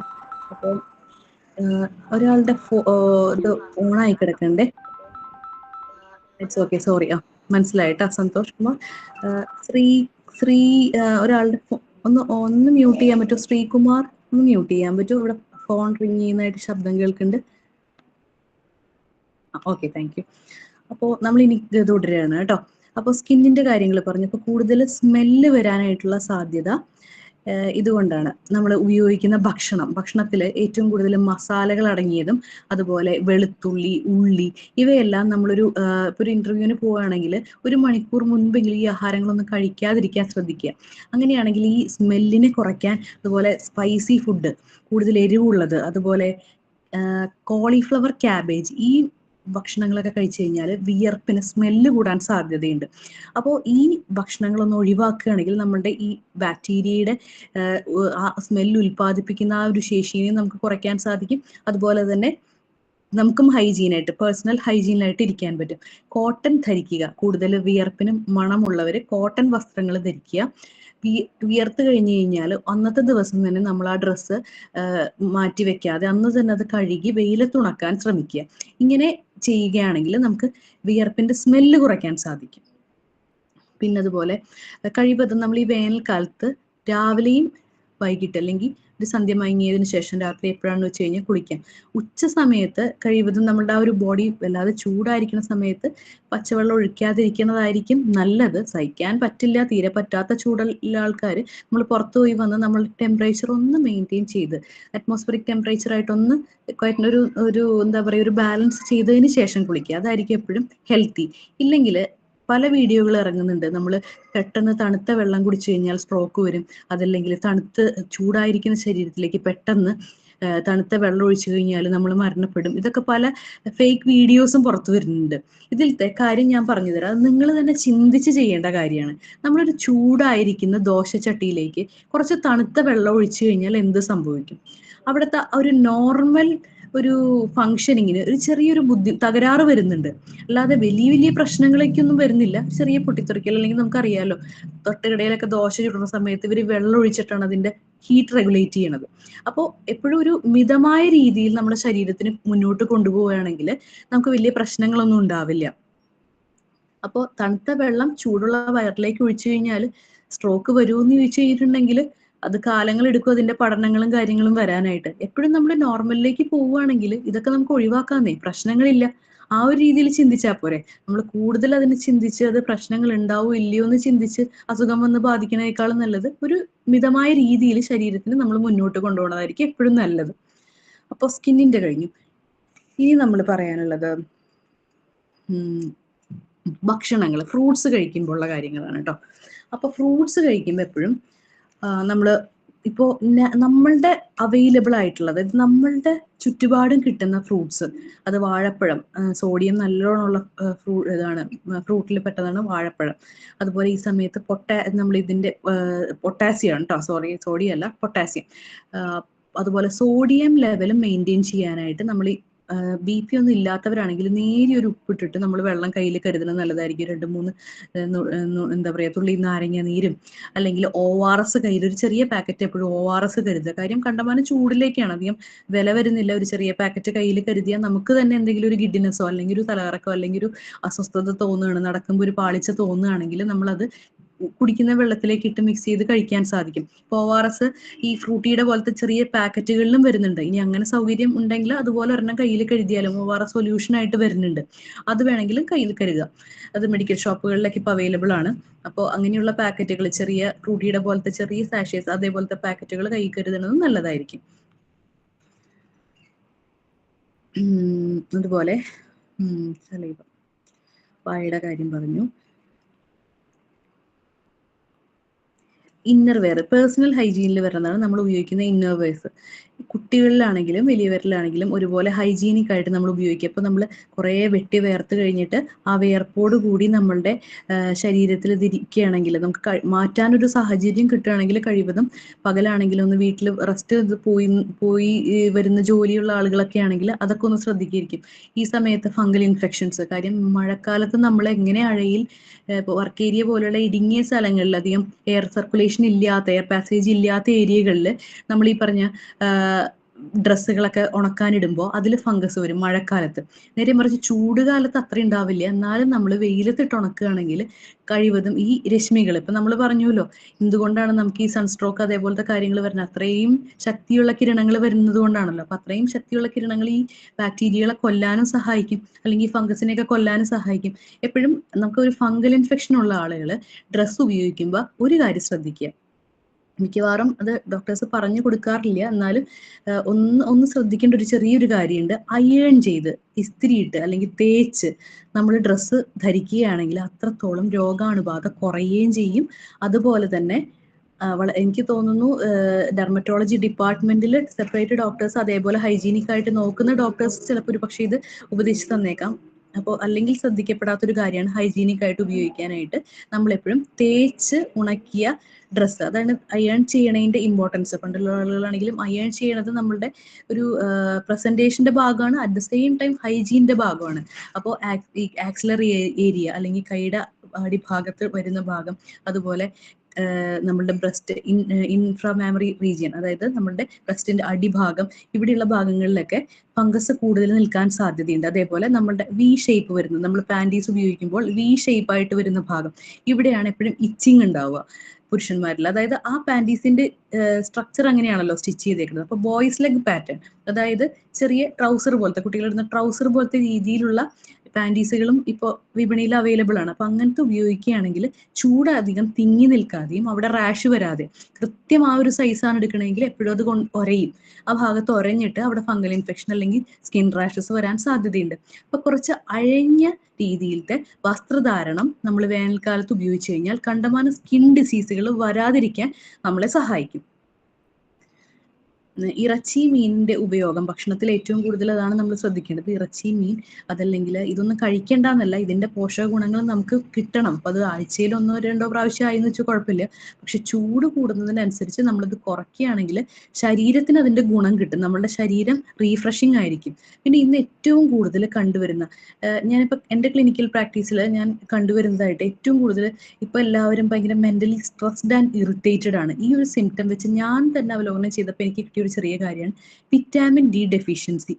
ഇത് കണ്ടമാനം കൂടി വരുന്നത് എന്തുകൊണ്ടാണെന്ന് നമുക്കറിയില്ല. ഇത്രത്തോളം വെയിലുണ്ടെങ്കിലും കഴിവതും എല്ലാവരും ഒരു ഇപ്പൊ രാവിലെ ജോലിക്ക് കയറി കഴിഞ്ഞാൽ പിന്നെ ലേറ്റ് ആയിട്ട്, അതൊരു ബാങ്ക് ഉദ്യോഗസ്ഥനായിക്കോട്ടെ, കാരണം അവര് ലേറ്റ് നൈറ്റ് 9 മണി വരെയും അല്ലെങ്കിൽ അത്രയും ലേറ്റ് ആയിട്ട് ജോലി ചെയ്യുന്ന പല ആളുകളും ഉണ്ട്. അത് നമുക്കറിയാം, ബാങ്കുകളിൽ പോയി കഴിഞ്ഞാൽ ഷട്ടറിട്ട് അവർ ഉള്ളിൽ ഈ ടൈമിലൊക്കെ ഇരിക്കുക. അപ്പൊ ഇവർക്കൊന്നും സൂര്യന്റെ രശ്മി കിട്ടേണ്ട സമയത്ത് കിട്ടുന്നില്ല. അതായത് നമ്മൾ രാവിലെ കുട്ടികളെ കൊള്ളിക്കുന്ന വെയില് ഒരു 8 മണിക്കുള്ളിൽ നമ്മൾ കുഞ്ഞുങ്ങൾ ജനിച്ചു കഴിഞ്ഞിട്ടുണ്ടെങ്കിൽ ജോണ്ടിസ് ഉള്ള കുട്ടികളെ നമ്മൾ വെയിൽ കാണിച്ചിട്ട് അവർക്ക് ആ ഒരു ഡെഫിഷ്യൻസി ഉണ്ടാവാതിരിക്കാനും അവരുടെ ലിവർ ഫങ്ഷൻസ് കറക്റ്റ് ആവാനും നമ്മൾ കുഞ്ഞുങ്ങളെ കാണിക്കും. ആ വെയില് അതുപോലെ തന്നെ വൈകുന്നേരം കാരണവന്മാര് പണ്ട് പറയും പോക്കുവെയിൽ കൊണ്ട പൊന്നുപോലെയാവും. അപ്പൊ ഈ പോക്കുവെയിലും നമുക്കിന്ന് കിട്ടുന്നില്ല. കാരണം ഈ സമയത്ത് എല്ലാവരും ഇരിക്കുന്നത് അവരവരുടെ വീടുകളിലോ അല്ലെങ്കിൽ ഓഫീസുകളിലാണ്. ഈ സമയത്തെ വെയില് നമുക്ക് കിട്ടാത്തതിന്റെ അഭാവം കൊണ്ട് കൂടിയാവാം ഈ വിറ്റാമിൻ ഡി ഡെഫിഷ്യൻസി വരുന്നത്. ഈ കൂണ് അതുപോലുള്ള ഇന്നിപ്പോ അവൈലബിൾ ആണ് കേട്ടോ, വിറ്റാമിൻ ഡി ക്യാപ്സ്യൂളുകൾ അവൈലബിൾ ആണ്. അത് ആഴ്ചയിൽ 1 വീതം കഴിക്കുന്നത്, അതുപോലെ തന്നെ സ്ഥിരമായിട്ട് കഴിക്കുന്നത് നമുക്കുണ്ട്, ഹോമിയോപ്പതിയിലും ഉണ്ട്. അത് അലോപ്പത്തിക് മാനുഫാക്ചറിങ് കമ്പനി തന്നെ നിർമ്മിക്കുന്നതായിട്ടുള്ള വിറ്റാമിൻ ഡി ടാബ്ലറ്റുകൾ ഇന്ന് അവൈലബിൾ ആണ്. ഹോമിയോപ്പതിയിൽ അവൈലബിൾ ആണ്, അല്ലെങ്കിൽ അലോപ്പതിയിലാണെങ്കിലും. അത് കൃത്യമായ അളവ് അത് മനസ്സിലാക്കണമെങ്കിൽ അതിന്റെ ടെസ്റ്റ് ചെയ്യണം. ടെസ്റ്റിന് ഏകദേശം ഒരു 1000 രൂപയോളം വരുന്നുണ്ട്. അപ്പൊ അതുകൊണ്ട് നമ്മൾ തന്നെ അത് മനസ്സിലാക്കി നമുക്ക് ലക്ഷണങ്ങൾ ഉണ്ടോ എന്നുള്ളത് ഡോക്ടറോട് ചോദിച്ച് മനസ്സിലാക്കിയിട്ട് ടാബ്ലറ്റ് കഴിച്ചാൽ ദോഷമൊന്നുമില്ല. നമ്മളത് ആവശ്യത്തിന്റെ എത്രയാണോ അളവ് എന്നുള്ളത് ഡോക്ടർ പറഞ്ഞു തരും. അപ്പൊ ആ ഒരു അളവിൽ കഴിക്കുകയാണെങ്കിൽ നമ്മളുടെ മൂഡ് ഡിസ്റ്റർബൻസ്, മെയിൻ ആയിട്ട് മൂഡ് ഡിസ്റ്റർബൻസ് ആണ്, അതുപോലെ സ്കിന്ന്, അതുപോലെ തന്നെ ഹെയർ, ഇത്രയും കാര്യങ്ങൾ ഒന്ന് എന്താ പറയാ ഒന്ന് ശ്രദ്ധിച്ചു കഴിഞ്ഞാൽ നമുക്ക് നന്നാക്കി കൊണ്ടുവരാവുന്ന കാര്യങ്ങളേ ഉള്ളൂ. ഇത് കൊണ്ട് ചിലപ്പോൾ സൈക്യാട്രിക് കേസുകളിലേക്ക് പോവാറുണ്ട്. അപ്പൊ ചെറിയ കാര്യങ്ങളിൽ നിന്ന് നമ്മൾ വലിയ വലിയ ഡയഗ്നോസിസിലേക്ക് പോവുകയാണ്. അപ്പൊ അതിന്റെ ഒന്നും ആവശ്യമില്ല. ഈ ചെറിയ കാര്യങ്ങൾ, അതായത് മെന്റൽ സ്ട്രെസ് എന്ന് പറഞ്ഞു കഴിഞ്ഞാൽ ശരിക്കും ഒരു ഭ്രാന്ത് പിടിച്ച ഒരു അവസ്ഥയിലേക്ക് വരെ വരുന്നുണ്ട് ഇതിന്റെ അഭാവം കൊണ്ട്. അപ്പോൾ അതൊന്ന് ശ്രദ്ധിക്കുകയാണെങ്കിൽ നമുക്ക് അതിൽ നിന്നൊക്കെ ഒന്ന് ഓവർകം ചെയ്യാൻ സാധിക്കും. പിന്നീട് തൈറോയിഡ് ഇന്ന് വളരെയധികം കൂടുതലാണ്. നമ്മളുടെ ഫുഡ് മസാലയും അതുപോലെ വേണ്ടാത്ത രീതിയിലത്തെ, അതായത് അയോഡൈസ്ഡ് ഉപ്പാണെന്ന് എല്ലാവരും കഴിക്കണം. എന്തിനു വേണ്ടിയിട്ടാണെന്ന് ആർക്കും അറിയില്ല. പക്ഷെ എല്ലാവരും അയോഡൈസ്ഡ് സോൾട്ട് എന്നുള്ളൊരു സാധനം നമുക്ക് കിട്ടണുള്ളൂ. പണ്ട് കാലങ്ങളിൽ ചാക്കിൽ വന്ന കല്ലുപ്പ് വീട്ടിൽ എടുത്ത് അത് തിളപ്പിച്ച് അത് വൃത്തിയാക്കി അരിച്ചു വെച്ച് അതായിരുന്നു ഉപയോഗിച്ചിരുന്നത്. ഇപ്പൊ വേണ്ടതും വേണ്ടാത്തടത്തും ഒക്കെ അയോഡൈസ്ഡ് സോൾട്ടാണ്. ഒന്ന് ആലോചിച്ച് നോക്കി, നമ്മൾ ഇത്രയും നാൾ ഈ തൈറോയിഡ് ഡിസീസ് അനുഭവിച്ചിരുന്നു? ഇതൊക്കെ ചിന്തിക്കേണ്ട കുറച്ച് മേഖലകളാണ്. ഞാനതിനെ കുറ്റം പറയല്ല. ആവശ്യമുള്ളവരുണ്ട് അയോഡൈസ്ഡ് സോൾട്ട്. ഇന്ന് കുഞ്ഞു മുതൽ വലിയവർ വരെ ഡെയിലി അയോഡൈസ്ഡ് സോൾട്ട് കഴിക്കണം. അപ്പൊ ആർക്കാണ് വേണ്ടത് ആർക്കാണ് വേണ്ടാത്തത് നമുക്കറിയില്ല. അപ്പോൾ കഴിവതും നമുക്ക് തൈറോയിഡ് ഡിസീസ് ഉള്ളവർ ഡോക്ടറോട് ചോദിച്ച് ഏത് ഉപ്പാണ് അവർക്ക് സ്യൂട്ടബിൾ, അവർക്ക് ഉപയോഗിക്കാൻ പറ്റുന്നത് ഏത് ഉപ്പാണ്, അത് മനസ്സിലാക്കിയിട്ട് അത് കഴിക്കുക. കാര്യം തൈറോണം എന്നുള്ള ഗുളിക ഇന്ന് കഴിക്കാത്തവരിൽ തൈറോക്സിൻ ഒട്ടുമിക്ക സ്ത്രീകളും കഴിച്ചു വരുന്നതാണ്. അപ്പൊ ഈ തൈറോയിഡ് ഡിസീസുകൾ കുറയ്ക്കാൻ വേണ്ടിയിട്ട് അത് ഞാൻ ശ്രദ്ധിച്ചേക്കണ ഒരു കാര്യമുണ്ട്. ഞാൻ പെരുവാരം ഗവൺമെന്റ് ഹോമിയോ ഡിസ്പെൻസറിയിൽ വർക്ക് ചെയ്തിരുന്നപ്പോൾ ഒരു 140 രോഗികളായിരുന്നു ഒരു ദിവസം ഒരു ആവറേജ് ഞാൻ നോക്കിയിരുന്നത്. അപ്പോൾ 4-5 ഡോക്ടേഴ്സ് ഉണ്ട് അവിടെ. അപ്പോൾ ഇവർക്ക് എല്ലാവർക്കും കോമൺ ആയിട്ട് ഏറ്റവും കൂടുതൽ കിട്ടിയിരുന്ന ഒരു അസുഖമാണ് ഈ തൈറോയിഡ് ഡിസീസുകൾ, അല്ലെങ്കിൽ ഹൈപ്പർ തൈറോയിഡിസം, ഹൈപ്പോതൈറോയിഡിസം മുതലായ അസുഖങ്ങൾ. ഇവരിലൊന്നും വിറ്റാമിൻ കുറവാണ്. കഴുത്ത് വേദന, സന്ധിവേദന, ഇതൊക്കെ വളരെ ചെറിയ പ്രായത്തിൽ തുടങ്ങും. അപ്പോൾ വിറ്റാമിൻ പ്രോപ്പറായിട്ട് കിട്ടിയില്ലെങ്കിൽ നമ്മളുടെ ബോൺസിലെ കാൽഷ്യത്തിന്റെ അളവ് കൂടാനും കുറയാനും ഒക്കെ സാധ്യതയുണ്ട്. അപ്പോൾ വളരെ കുറയുന്ന സമയത്ത് ഓസ്റ്റിയോപോറോസിസ് എന്ന് പറഞ്ഞ കണ്ടീഷനുകൾ വന്ന് കഴുത്തിന്റെ പ്രശ്നം വരുന്നു. അപ്പോൾ ഇതിനൊക്കെ ഇപ്പോഴാണ്, ഈ ഒരു കാലഘട്ടത്തിലാണ് ഡോക്ടേഴ്സ് അത് വിറ്റാമിൻ ഡി ടാബ്ലറ്റ് ഈ ഗുളികകളുടെ കൂടെ എഴുതിയിരുന്നത്. നേരത്തെ ഉണ്ടായിരുന്നില്ല. അപ്പൊ ഞങ്ങളത് ശ്രദ്ധിക്കാൻ കാരണം ഇത് കഴിക്കുന്ന രോഗികൾ നമ്മളുടെ അടുത്ത് അല്ലെങ്കിൽ ഹോമിയോപ്പതിക് സിസ്റ്റത്തിലേക്ക് വരുന്നത് ബാക്കിയുള്ള പ്രശ്നങ്ങൾ കൊണ്ടാണ്. ഈ ഗുളികകൾ കഴിക്കുമ്പോൾ ഉള്ള ബാക്കിയുള്ള പ്രശ്നങ്ങൾ കൊണ്ടാണ് വരുന്നത്. അങ്ങനെയാണ് ഞങ്ങൾ ഇത് ശ്രദ്ധിച്ചു തുടങ്ങിയത്. ഞങ്ങളപ്പോൾ നേരത്തെ മുതൽ വിറ്റാമിൻ ഡിയുടെ ട്രീറ്റ്മെന്റുകൾ കൊടുത്തു തുടങ്ങിയിരുന്നു. ഇപ്പോഴും അത് തുടരുന്നുണ്ട്. പക്ഷെ ഇപ്പോൾ അലോപ്പതിക് സിസ്റ്റത്തിലത്തെ ഡോക്ടേഴ്സും കുറച്ചും കൂടെ ശ്രദ്ധിച്ച്, പിന്നെ ഒരു കാര്യമുണ്ട്, ഇത് ജീവിതകാലം മുഴുവൻ കഴിക്കേണ്ട ഒരു ഗുളികയാണെന്നുള്ളൊരു ധാരണ. അതും കൃത്യമായിട്ട് ചികിത്സിക്കുന്ന ഡോക്ടറോട് ഏതളവിൽ എങ്ങനെ എത്ര നാളിനുള്ളത് കൃത്യമായിട്ട് നിങ്ങൾ ചെന്ന് ഓരോ കൺസൾട്ടേഷൻ ഓരോ ഫോളോ അപ്പിലും ചെന്ന് മനസ്സിലാക്കേണ്ടതാണ്. എല്ലാ ചികിത്സാ ശാസ്ത്രത്തിനും അതിൻ്റെതായ പ്രാധാന്യങ്ങളുണ്ട്. അലോപ്പതി ആയിക്കോട്ടെ, നമ്മുടെ ഹോമിയോപ്പതി ആയിക്കോട്ടെ, ആയുർവേദം ആയിക്കോട്ടെ, അത് കൃത്യമായ രീതിയിൽ എപ്പോൾ എങ്ങനെ എന്നുള്ളതാണ് പ്രാധാന്യം. എല്ലാ കാര്യങ്ങളും നമുക്ക് ഹോമിയോപ്പതി കൊണ്ട് ശരിയാക്കാൻ പറ്റില്ല. എല്ലാതും അലോപ്പതി അല്ലെങ്കിൽ എല്ലാനും ആയുർവേദം കൊണ്ടും ശരിയാക്കാൻ പറ്റുന്ന നമുക്ക് അതായത് ഓരോ അസുഖങ്ങൾക്കും അതിൻ്റെതായ രീതിയുണ്ട്. ഇപ്പോൾ ഒരു ആക്സിഡന്റ് കേസ് വരുന്നു, നമുക്ക് പെട്ടെന്ന് ബ്ലഡ് അറസ്റ്റ് ചെയ്യണമെങ്കിൽ അല്ലെങ്കിൽ അതിനെ നിർത്തണമെങ്കിൽ അലോപ്പതിക് സൈഡ് മാത്രമേ സാധിക്കുകയുള്ളൂ. നമുക്കൊന്നും ചെയ്യാൻ പറ്റില്ല, കണ്ടു നിൽക്കാന്നേ ഉള്ളൂ. അപ്പോൾ എല്ലാ ചികിത്സാ ശാസ്ത്രങ്ങൾക്കും അതിൻ്റെതായ പ്രാധാന്യമുണ്ട്. അപ്പോൾ അത് നമ്മൾ മനസ്സിലാക്കി, ചില രോഗികൾ വരുമ്പോൾ ഞാൻ ഡോക്ടറെ നാളെ മുതൽ ഇനി തൈറോയ്ഡ് ഗുളിക കഴിക്കില്ല, തെറ്റായ രീതിയാണ്. അങ്ങനെയല്ല, എന്താണ് എപ്പോഴാണ് എങ്ങനെയാണ് അളവിൽ കഴിക്കേണ്ടത് എന്നുള്ളത് നമ്മൾ എപ്പോഴും ഡോക്ടറോട്, അത് പ്രായമായവർ ഇതിലുണ്ടെങ്കിൽ കഴിക്കുന്നവരുണ്ടെങ്കിൽ എപ്പോഴും ഡോക്ടറോട് ചോദിച്ചിട്ട് കൃത്യമായ അളവിൽ തന്നെ കഴിക്കാൻ ശ്രമിക്കേണ്ടതാണ്. അതല്ലെങ്കിലും ഈ പറഞ്ഞ പോലെ വിറ്റാമിൻ ഡി ഡെഫിഷ്യൻസി, അത് പറഞ്ഞപ്പോഴാണ് കേട്ടോ ഞാൻ ഈ ഒരു ടോപ്പിക് ഓർത്തത്, അതുകൊണ്ട് പറഞ്ഞതാണ്. മാക്സിമം ആളുകളിൽ എത്തിക്കോട്ടെ എന്ന് വിചാരിച്ചിട്ട് പറയണതാണ് കേട്ടോ. അതായത് അശ്രദ്ധ മൂലവും അറിവില്ലായ്മ മൂലവും പലരും ചെയ്യുന്നൊരു അബദ്ധമാണിത്. അതുകൊണ്ട് ഞാൻ ഈ ടോപ്പിക്കിന്റെ കൂടെ ഇത് പറഞ്ഞു എന്നുള്ളൂ കേട്ടോ. ഇനി ആർക്കെങ്കിലും എന്തെങ്കിലും സംശയങ്ങൾ ഉണ്ടെങ്കിൽ ചോദിക്കാവുന്നതാണ്. നമുക്കൊരു 3-4 മിനിറ്റേ ബാക്കിയുള്ളൂ. അപ്പോൾ എനിക്ക് അറിയാത്ത എന്തെങ്കിലും കാര്യമാണെങ്കിൽ, ഇന്ന് പെട്ടെന്ന് രാവിലെ എന്നോട് ചോദിച്ചിട്ടാണ് ഞാൻ ഈ ഒരു ടോപ്പിക് ജസ്റ്റ് ഒന്ന് പ്രിപ്പയർ ചെയ്തിട്ട് കുറച്ച് സമയം കിട്ടിയിട്ടുള്ള ഒരു അറിവുകളാണ് ഞാൻ നിങ്ങളിലേക്ക് പകർന്നു തന്നത്. ഇനിയും കണ്ടമാനം എന്നെക്കാൾ അറിവുള്ളവരും ഈ മേഖലയിൽ ഇവിടെ ഉണ്ടാവാം. അപ്പൊ എന്തെങ്കിലും സംശയം ഉണ്ടെങ്കിൽ എന്നാലാവും വിധം ഞാൻ ഇന്ന് തന്നെ സംശയം തീർത്തുതരാം. അതല്ലെങ്കിൽ പിന്നീട് ഞാൻ അത് മനസ്സിലാക്കി അല്ലെങ്കിൽ ഞാനത് പഠിച്ചതിന് ശേഷം നിങ്ങളോട് പറഞ്ഞു തരാം കേട്ടോ. ഡോക്ടർ, ഈ അയോഡൈസ്ഡ് സാൾട്ടിന് പകരം റാ സാൾട്ട് ഉപയോഗിച്ചാൽ മതിയോ? അതാണ് ഞാൻ പറയുന്നത്. ചില ആളുകളിൽ അത് ഓരോ തൈറോയ്ഡ് രോഗങ്ങളെ ആസ്പദമാക്കിയിരിക്കും. ഇപ്പൊ ഗോയിറ്റർ പോലുള്ള അവസ്ഥയിൽ നമ്മൾ അയോഡൈസ്ഡ് സോൾട്ട് കഴിക്കണം എന്നാണ്. അഡ്വൈസബിൾ ആണ്. അപ്പോൾ രോഗാവസ്ഥ എന്താണോ ആ ഒരു അവസ്ഥ അവരുടെ രീതി, അതായത് നമുക്കിപ്പോൾ ബ്ലഡ് റിസൾട്ടിൽ തൈറോയ്ഡ് TSHന്റെ ഹോർമോൺസിന്റെ ലെവൽ ഉണ്ടോ, T3 T4 ഫ്രീ റാഡിക്കൽസ് എന്നൊക്കെ പറഞ്ഞിട്ട് കുറച്ച് ഘടനകളുണ്ട് നമ്മൾ ടെസ്റ്റ് ചെയ്യുന്നത് ഇൻവെസ്റ്റിഗേഷനിൽ. അപ്പൊ ആ ടെസ്റ്റ് പ്രകാരം വേണം ഏത് സെലക്ട് ചെയ്യാനുള്ളത്. അപ്പോൾ നമ്മൾ അങ്ങനെ ഡോക്ടറോട് തന്നെ, അതായത് ഇപ്പോൾ ഇന്നിപ്പോൾ ഒരാൾ ഇപ്പോൾ TSH കൂടി ഇത് കഴിച്ചാൽ മതിയോ എന്ന് ചോദിക്കണതിൽ കാര്യമില്ല. നമ്മളുടെ ആ ഒരു ഇവാലുവേഷൻ എങ്ങനെയാണോ അതിന്റെ രീതി, എങ്ങനെയാണോ ആ രോഗിക്ക് കൂടിയിരുന്നത്, അല്ലെങ്കിൽ എത്രത്തോളം കാലഘട്ടത്തിലാണ് കുറഞ്ഞു വരുന്നത്, ഇതൊക്കെ മനസ്സിലാക്കി വേണം അത് പറയാൻ വേണ്ടിയിട്ട്. അപ്പൊ അത് നമ്മൾ ചികിത്സിക്കുന്ന ഡോക്ടറോട് ചോദിച്ചിട്ട് വേണം അത് ചെയ്യാനായിട്ട്. അല്ലാതെ നാളെ മുതൽ എല്ലാവരും അയോഡൈസ്ഡ് സോൾട്ട് കഴിക്കേണ്ടെന്നല്ല ഞാൻ പറയണത്. പക്ഷെ എപ്പോഴും നമ്മളുടെ ശുദ്ധീകരിച്ച കല്ലുപ്പ് അല്ലെങ്കിൽ നമ്മൾ സാധാരണ ഉപ്പ് അതിന്റെ ആവശ്യമേ നമുക്ക് നിലവിലുള്ളൂ. മീൻസ് നോർമൽ തൈറോയിഡ് ഇല്ലാത്തവർക്ക് അപ്പൊ നമുക്ക് മറ്റേ കല്ലുപ്പ് ഉപയോഗിച്ചാൽ മതി. സാധാരണ കല്ലുപ്പ് ഉപയോഗിച്ചാൽ മതിയാവും. ആ കല്ലുപ്പ് തന്നെ പൊടിയുപ്പായിട്ട് വരുന്നുണ്ട്. ഈ കല്ലുപ്പ് എന്ന് പറഞ്ഞ് ഇന്ന് നമ്മൾ കടയിൽ വാങ്ങിക്കുന്നത് അയോഡൈസ്ഡ് ക്രിസ്റ്റൽ സോൾട്ട് എന്ന പേരിലാണ് അതും വരുന്നത്.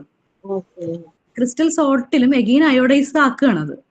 അപ്പൊ ആ ഒരു ഉപ്പ് മാത്രമേ ഇന്ന് വിപണിയിലുള്ളൂ. അതിന് ചോദ്യം എന്താണ്, അതിന് ഉത്തരം എന്താണെന്ന് നമുക്കറിയില്ല.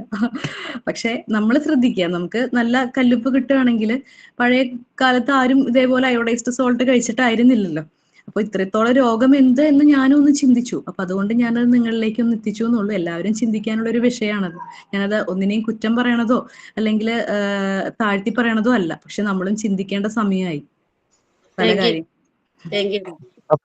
ഡോക്ടർ, ഈ സോൾട്ട്, റോക്ക് സോൾട്ട് എന്നൊക്കെ പറഞ്ഞു വരുന്ന സോൾട്ടുകൾ ഉണ്ടല്ലോ, അതെ, Himalayan salt, red salt, black salt, അത് കൂടുതലും നമ്മളായിരുന്നില്ല ഇത്രയും നാൾ അതിന്റെ ഉപയോഗക്കാര്. നോർത്ത് ഇന്ത്യൻ സൈഡിൽ അവർ യൂസ് ചെയ്യുന്ന ആലു പൊറോട്ട അല്ലെങ്കിൽ അവരുടെ ചാറ്റ് മസാല, ഇതിലൊക്കെ ആയിരുന്നു അത് ഉപയോഗിച്ച് തുടങ്ങിയിരുന്നത്. ഇതൊന്നും ദോഷമല്ല, ഗുണമാണ് ശരീരത്തിനുള്ളത്. പക്ഷേ അതിൽ ഈ അയോഡിന്റെ കണ്ടന്റും അതിൽ എഴുതിയിട്ടുണ്ടാവും, ഇത്ര ശതമാനം ഇന്നത് അടങ്ങിയിരിക്കുന്നു. അത് നമ്മളുടെ ശരീരത്തിന് അതൊന്നും ദോഷമുള്ള ഉപ്പാണെന്ന് ഞാൻ പറയുന്നില്ല. ഈ ഹിമാലയൻ സോൾട്ട് ഒക്കെ ഹെൽത്തി സോൾട്ടാണ്, പക്ഷേ കമ്പാരിറ്റീവ്ലി വില കൂടുതലാണ്. നമ്മൾ 10 രൂപയ്ക്കും 12 രൂപയ്ക്കും ചെറിയ ഉപ്പ് പാക്കറ്റ് വാങ്ങിക്കുമ്പോൾ അതിന് 125 150 രൂപയാണ്. അപ്പൊ വിലയിൽ എല്ലാവരും ആ ഒരു റേറ്റിൽ പോയി വാങ്ങിക്കണം എന്ന് നിർബന്ധമില്ല. വല്ലപ്പോഴും നമുക്ക് ആവാം, അത്രയേ ഉള്ളൂ.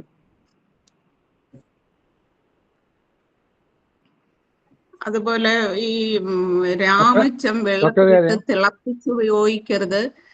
പിന്നെ തണുത്ത ജലത്തിലും സാധാ ജലത്തിലും മാത്രം, അല്ലെങ്കിൽ തിളപ്പിച്ച വെള്ളം തണുപ്പിച്ച ശേഷം മാത്രം അതിലിട്ട് വെച്ച് ഉപയോഗിക്കാവൂ എന്നൊക്കെ ഇടയ്ക്ക് ഇങ്ങനെ വായിക്കാനിടയായി. അത് ശരിയാണോ? അതിൽ അത്രത്തോളം ഒരു പ്രാധാന്യം കൽപ്പിക്കേണ്ട കാര്യമില്ല. കാര്യം ഞാൻ പറയുന്നത്, രാമച്ചം ശരീരത്തിന് തണവേകുന്നതാണ്. ഈ രാമച്ചം പല കടകളിലും ഇത് ഫേക്ക് ആയിട്ടുള്ള സാധനങ്ങൾ വരുന്നുണ്ട്, പല വേരുകളും.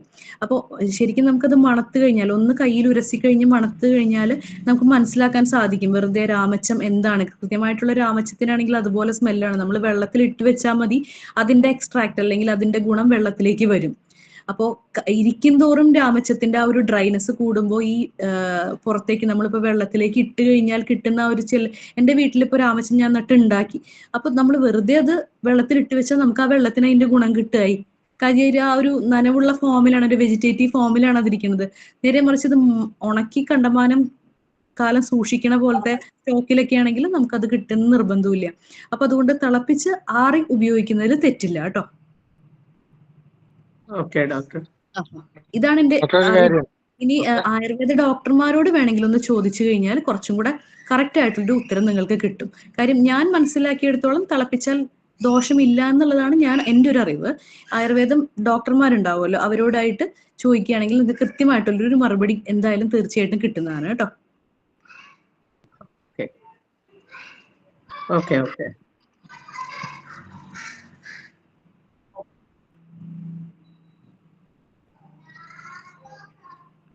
ഹലോ, പറഞ്ഞോളൂ.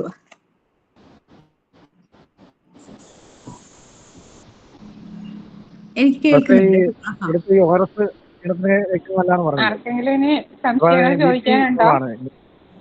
ORS കാര്യം എന്താണ് ചോദിച്ചത് സർ? ഉള്ള ആളാണ്, മരുന്ന് കഴിക്കുന്ന. അപ്പം ORS കഴിച്ചുകൊണ്ട് ഒരു ദോഷമുണ്ടോ? ORS എപ്പോഴും നമ്മൾ സ്ഥിരമായിട്ട് ഉപയോഗിക്കാനല്ല കേട്ടോ. ORS നമുക്ക് പെട്ടെന്നൊരു ഇലക്ട്രോലൈറ്റ് ഇംബാലൻസ്, അതായത് അതിലത്തെ നമുക്ക് സോഡിയം പൊട്ടാസ്യം എല്ലാം എന്നൊരു ഇംബാലൻസ്ഡ് അവസ്ഥയിൽ വളരെയധികം പെട്ടെന്ന് കുറഞ്ഞു പോകുമ്പോഴാണ് മിക്കവാറും നമുക്ക് ഈ ഒരു അസ്വസ്ഥതകൾ വരുന്നത്. അപ്പോൾ ഒരു ആ ടൈമിൽ നമ്മൾ വല്ലാതെ ഒരു ലോ BP പോകുന്ന സമയത്ത് നമ്മളെ സഹായിക്കുന്നല്ലാതെ സ്ഥിരമായിട്ട് ORS ആരും കഴിക്കണ്ട, അതിന്റെ ആവശ്യവും. പക്ഷെ നമ്മൾ കയ്യിൽ കരുതുമ്പോൾ, ഇപ്പൊ BP ഉള്ള ഒരാള് വെള്ളം കൊണ്ടുപോകാൻ കരുതുമ്പോൾ വേണമെങ്കിൽ ആ വെള്ളത്തിൽ 2-3 തുള്ളി ചെറുനാരങ്ങ നീര് മതി, അതിന്റെ ആവശ്യമുള്ളൂ. അല്ലാതെ എല്ലാ ദിവസവും ORS കഴിക്കണം എന്നല്ല. പക്ഷെ നമ്മളൊരു പെട്ടെന്ന് ഈ ചൂട് കാലത്ത് ഇത്രയും ഡൗൺ ആയി പോകുമ്പോൾ നമുക്കൊരു തലകറക്കം വരുന്നു, അല്ലെങ്കിൽ ഒരു പാളിച്ച വരുന്നു. ആ ഒരു സാഹചര്യത്തിൽ വെള്ളം കുടിച്ചിട്ട് പ്രശ്നമുണ്ട്, അല്ലെങ്കിൽ നമുക്കൊരു ഹോസ്പിറ്റലിൽ എത്തുന്നത് വരെ ഒന്ന് പിടിച്ചു നിൽക്കാനായിട്ടുള്ള ഒരു സാഹചര്യത്തിന് വേണ്ടിയിട്ടാണ് ഞാനത് പറഞ്ഞത്.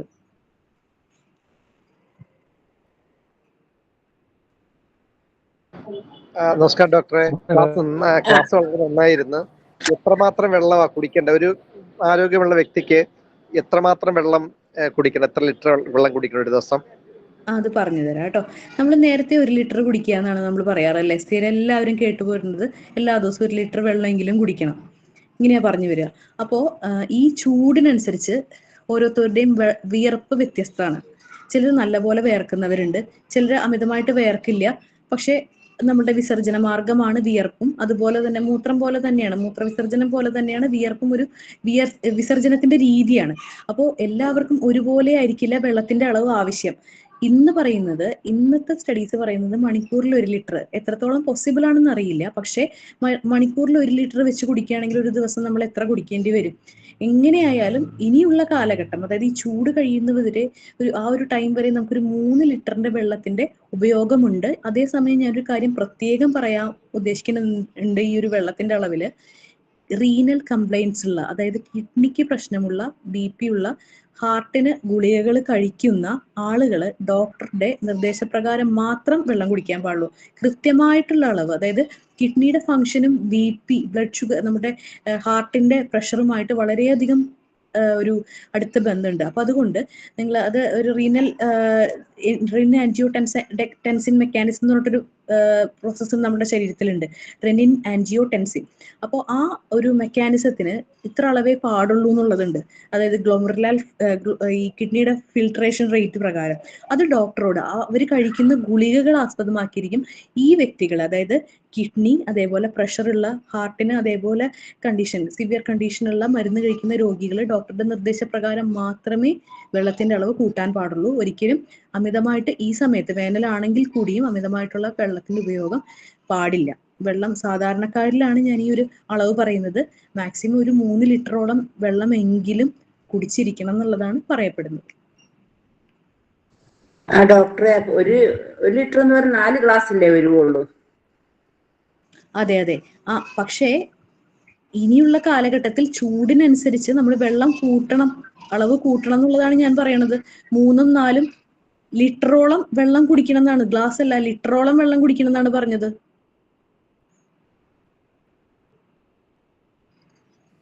ഓക്കെ. പിന്നെ ചായയും കാപ്പിയൊന്നും വെള്ളത്തിൽ വരില്ലല്ലോ? അത് കണക്കിൽ വരില്ല കേട്ടോ. ചായയും അതുപോലെ ഈ ചൂട് കാലത്ത് ചായ കൂടുതലായിട്ട് കഴിച്ചു കഴിഞ്ഞാൽ യൂറിനറി ട്രാക്ട് ഇൻഫെക്ഷൻ വരും കേട്ടോ. കടുപ്പമുള്ള ചായ കഴിവതും കുടിക്കാതിരിക്കുകയാണ് നല്ലത്. വളരെ മിതമായി നേർപ്പിച്ച് ചായപ്പൊടി ഇടുന്നതായിരിക്കും നല്ലത്. കാര്യം അതും ശരീരത്തിന്റെ ഉഷ്ണം കൂട്ടും, അതും ഇൻഫെക്ഷന് കാരണമാവും. അതുപോലെ പുകച്ചിലുണ്ടാവും മൂത്രമൊഴിക്കുമ്പോൾ, ഇങ്ങനത്തെ രോഗലക്ഷണങ്ങൾ ഉണ്ടാവും. അപ്പോൾ ചായ ആണെങ്കിലും ചായയുടെ എണ്ണം കുറയ്ക്കുക, കുടിക്കുന്ന സ്ട്രോങ് ചായ മാറ്റി ലൈറ്റ് ചായ ആക്കുക, അതായിരിക്കും കുറച്ച് നല്ലത്. അതുപോലെ ഫ്രൂട്ട്സ് കഴിക്കുമ്പോൾ എല്ലാവരും നമ്മൾ നമ്മളുടെ ലോക്കലി അവൈലബിൾ ആയിട്ടുള്ള ഫ്രൂട്ട്സ് കഴിക്കാൻ ശ്രദ്ധിക്കുക. അതാണ് എപ്പോഴും ഏറ്റവും ഹെൽത്തി ആയിട്ട് നല്ലത്. ഹെൽത്തി ആക്കാനായിട്ട് അതാണ് നല്ലത്. പക്ഷെ ഫ്രൂട്ട്സ് നമുക്ക് വാങ്ങിക്കാതെ ഇപ്പം നിവർത്തിയില്ല. അപ്പോൾ ഫ്രൂട്ട്സ് വാങ്ങിക്കുമ്പോൾ എപ്പോഴും നമ്മുടെ ശരിക്കുള്ള സിന്തറ്റിക് വിനീഗർ ഉണ്ടല്ലോ, നാച്ചുറൽ ആയിട്ട് വരുന്നതല്ല, സിന്തറ്റിക് വിനീഗർ മാനുഫാക്ചർ ചെയ്ത് ചൊറുക്കുക എന്ന് പറയുന്ന സാധനം, ഈ ചൊറുക്ക് ഉപയോഗിച്ച് വേണം ഈ ഫ്രൂട്ട്സ് കഴുകാൻ. അതായത് മുന്തിരി, ഇതിലൊക്കെ കണ്ടമാനം പെസ്റ്റിസൈഡ്സ് ഉണ്ട്. അപ്പൊ അതുകൊണ്ട് ആസിഡ് വാഷ് ചെയ്യുക. അതിന് വേണ്ടിയിട്ടാണ് ഈ ചൊറുക്ക് ഉപയോഗിച്ച് കഴുകാൻ പറയണത്. കുറച്ചു നേരം ആ ചൊറുക്ക ആ ഫ്രൂട്ട്സിലേക്ക് എല്ലാ ഭാഗത്തേക്കും മിക്സ് ചെയ്തിട്ട് നമ്മൾ അത് നല്ലപോലെ ഉപ്പിട്ട് വെള്ളമൊഴിച്ച് 3-4 പ്രാവശ്യം കഴിക്കുകയാണെങ്കിൽ അത്രത്തോളം പെസ്റ്റിസൈഡ്സിന്റെ അളവ് കുറയ്ക്കാൻ സാധിക്കും. ഫ്രൂട്ട്സ് കണ്ടമാനം കഴിക്കുമ്പോൾ ഇങ്ങനൊരു രോഗങ്ങളും നമ്മളെ ഭാവിയിൽ വെയിറ്റ് ചെയ്തിരിക്കുന്നുണ്ട്. അപ്പൊ അത് നമ്മൾ ഒഴിവാക്കാനായിട്ട് ഈ ഫ്രൂട്ട്സ് കഴുകുന്നത് ആ ഒരു രീതി കൊണ്ട് നമുക്ക് സാധിക്കും. അതുപോലെ പൊട്ടുവെള്ളരി പോലെ തന്നെ നമുക്ക് കഴിക്കാൻ പറ്റും. എത്രത്തോളം പേർക്ക് അറിയുമെന്നറിയില്ല.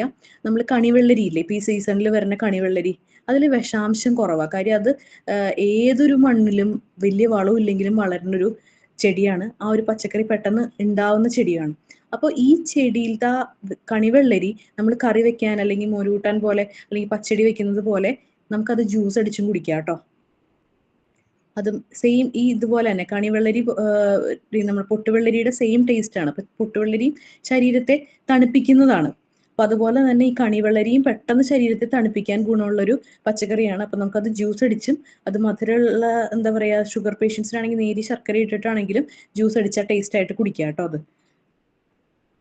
അത് വിലയും കുറവാണ്. അതുപോലെ അറബ് കൺട്രീസിൽ യൂസ് ചെയ്യുന്ന ഷമാമിന് കിലോ ഒരു 50 രൂപ വരെ മാക്സിമം എത്താറുള്ളൂ. അപ്പോൾ ആ ഷമാം എന്ന് പറയുന്നത് ഈ മരുഭൂമിയിലുള്ള ആളുകൾ അറബ്സ് യൂസ് ചെയ്തിരുന്നതാണ്. അപ്പൊ അറബ്സ് യൂസ് ചെയ്തിട്ട് ഈ കുറച്ച് കാലഘട്ടങ്ങളായിട്ട് ഒരു 3-4 വർഷമായിട്ടേ നമ്മളിവിടെ അത് ഇത്രയും ഉപയോഗിക്കുന്നുള്ളൂ. അപ്പോൾ ഈ ഷമാമും അതെ നല്ലപോലെ ശരീരത്തിനെ തണുപ്പിക്കുന്നതാണ്. കിഡ്നിക്കും ഏറ്റവും നല്ല ഒരു ഫ്രൂട്ടാണ് ഷമാം. ഈ റീനൽ സ്റ്റോൺസ് ഉള്ളവർക്ക് അത് അതിന്റെ കുരു കളഞ്ഞ് വേണം ഉപയോഗിക്കാൻ കേട്ടോ. സ്റ്റോൺ ഉള്ളവര് ആ ഷമാമിന്റെ ആ ഫ്ലഷി ഭാഗം ജ്യൂസ് അടിച്ചു കുടിച്ചു കഴിഞ്ഞിട്ടുണ്ടെങ്കിൽ ശരീരം തണുപ്പിക്കാൻ സഹായിക്കും.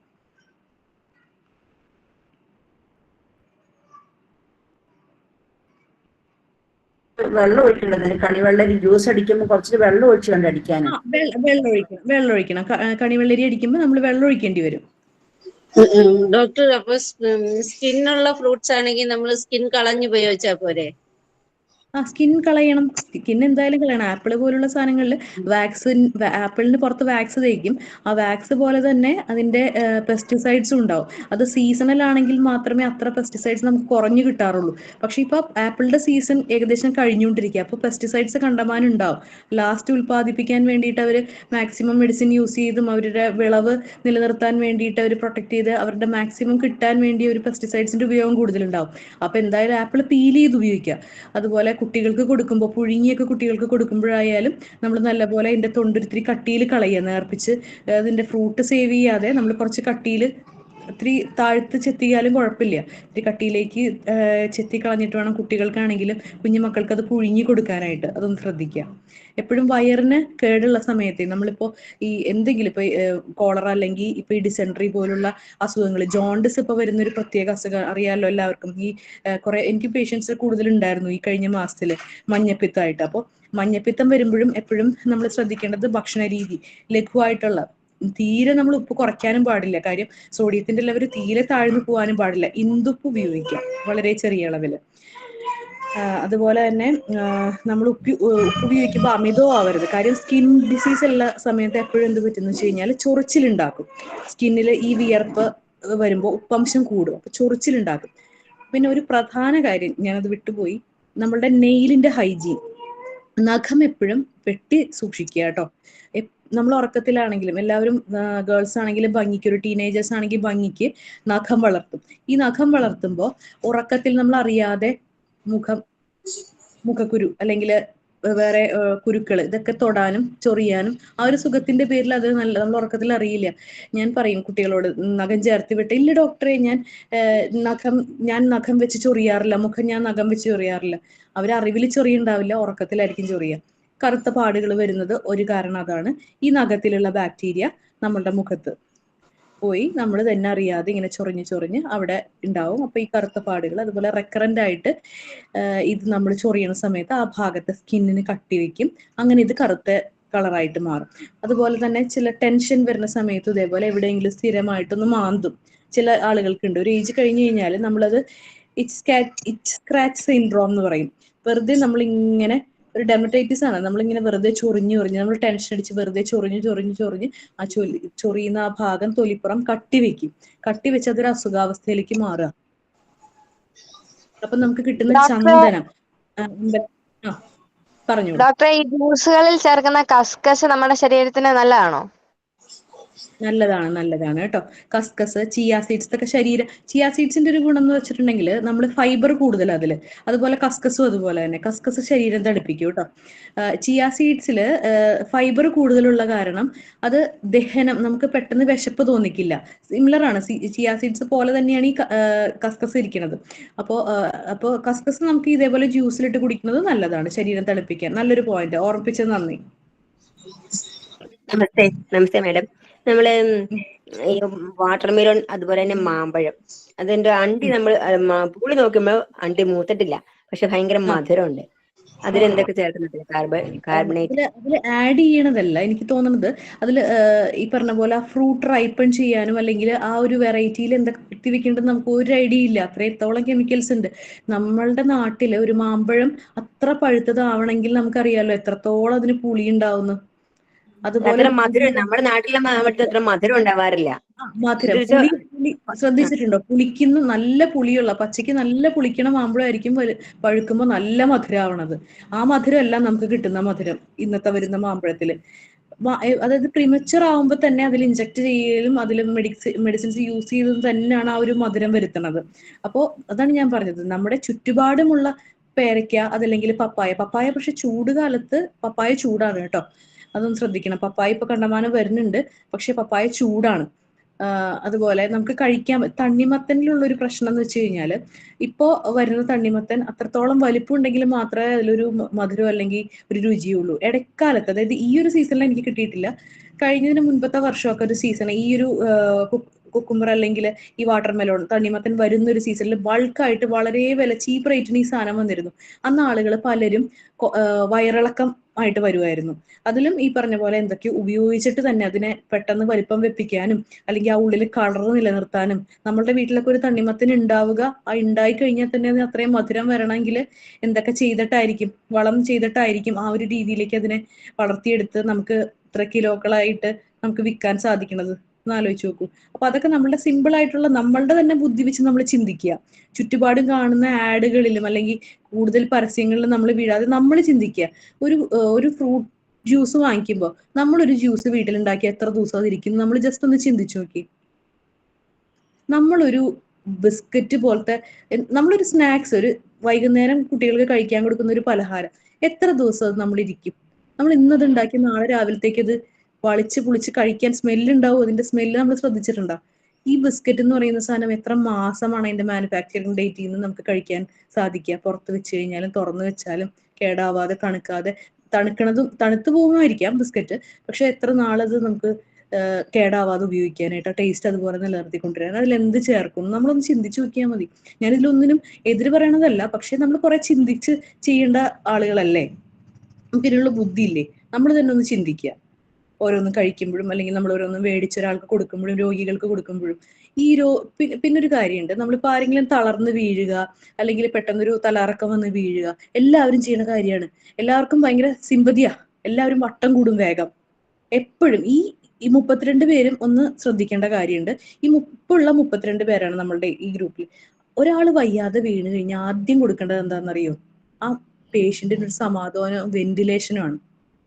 വെന്റിലേഷൻ പ്രോപ്പർ ആയിട്ടൊന്ന് തുറന്ന് ഉള്ളൊരു അന്തരീക്ഷം, ഒരു വായു കിട്ടുന്ന ഒരു അന്തരീക്ഷമാണ് നമുക്ക് കൊടുക്കാൻ പറ്റുന്ന ഏറ്റവും ഒന്നാമത്തെ കാര്യം.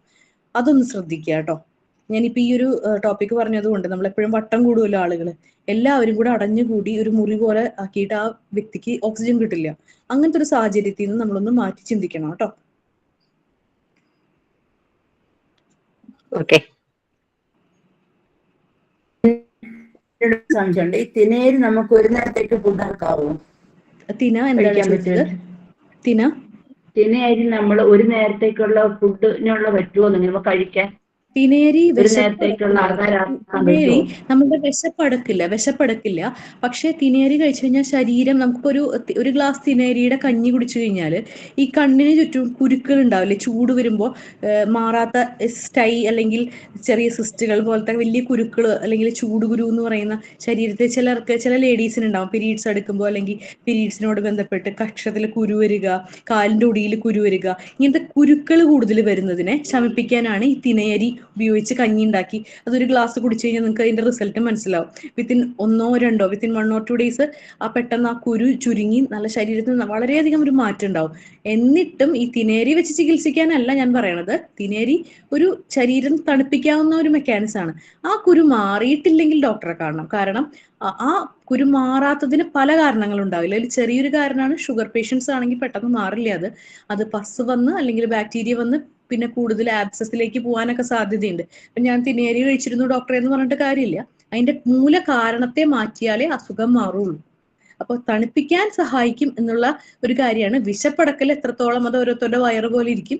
ചില ആളുകൾക്ക് ഇപ്പൊ രാത്രി നമുക്കൊരു ഓട്സ് മീൽ കഴിക്കണ പോലെ തന്നെ തിനേരി കഴിച്ചാൽ ചിലപ്പോ ആ ഒരു ഇതിൽ മതിയാവുമായിരിക്കാം. പക്ഷെ കുറവാണ് കേട്ടോ, അളവ് കുറവായിരിക്കും. ഞാൻ പറയാം, വിശപ്പ് പെട്ടെന്ന് അടങ്ങുമൊന്നുമില്ല, പക്ഷെ ശരീരം തണുപ്പിക്കാൻ അത് സഹായിക്കും കേട്ടോ.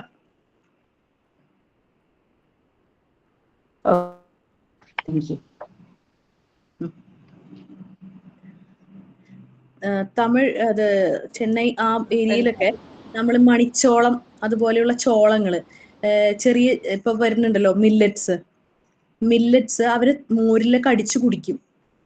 അത് ശരീരം തണുപ്പിക്കുന്ന ഒരു രീതിയാണ് കേട്ടോ. നമുക്ക് ഇപ്പൊ അവൈലബിൾ ആണ്. ഇപ്പൊ ഈ 2-3 വർഷമായിട്ട് നമ്മുടെ നാട്ടിലും ഈ മില്ലറ്റ്സുകൾ പല ഫോമുകളിലും, അതായത് ജോവ എന്നൊക്കെ പറയുന്ന മില്ലറ്റ്സ്, മണിച്ചോളം എന്ന് പറയുന്നത്, അതുപോലെ തന്നെ നമ്മൾ ഷുഗറിന് ഇപ്പൊ പലതരം മില്ലറ്റ്സ് കഴിക്കുന്നുണ്ടല്ലോ. അപ്പൊ അതൊക്കെ ഈ പൊടിയായിട്ടും ചില കടകളിൽ അവൈലബിൾ ആണ്.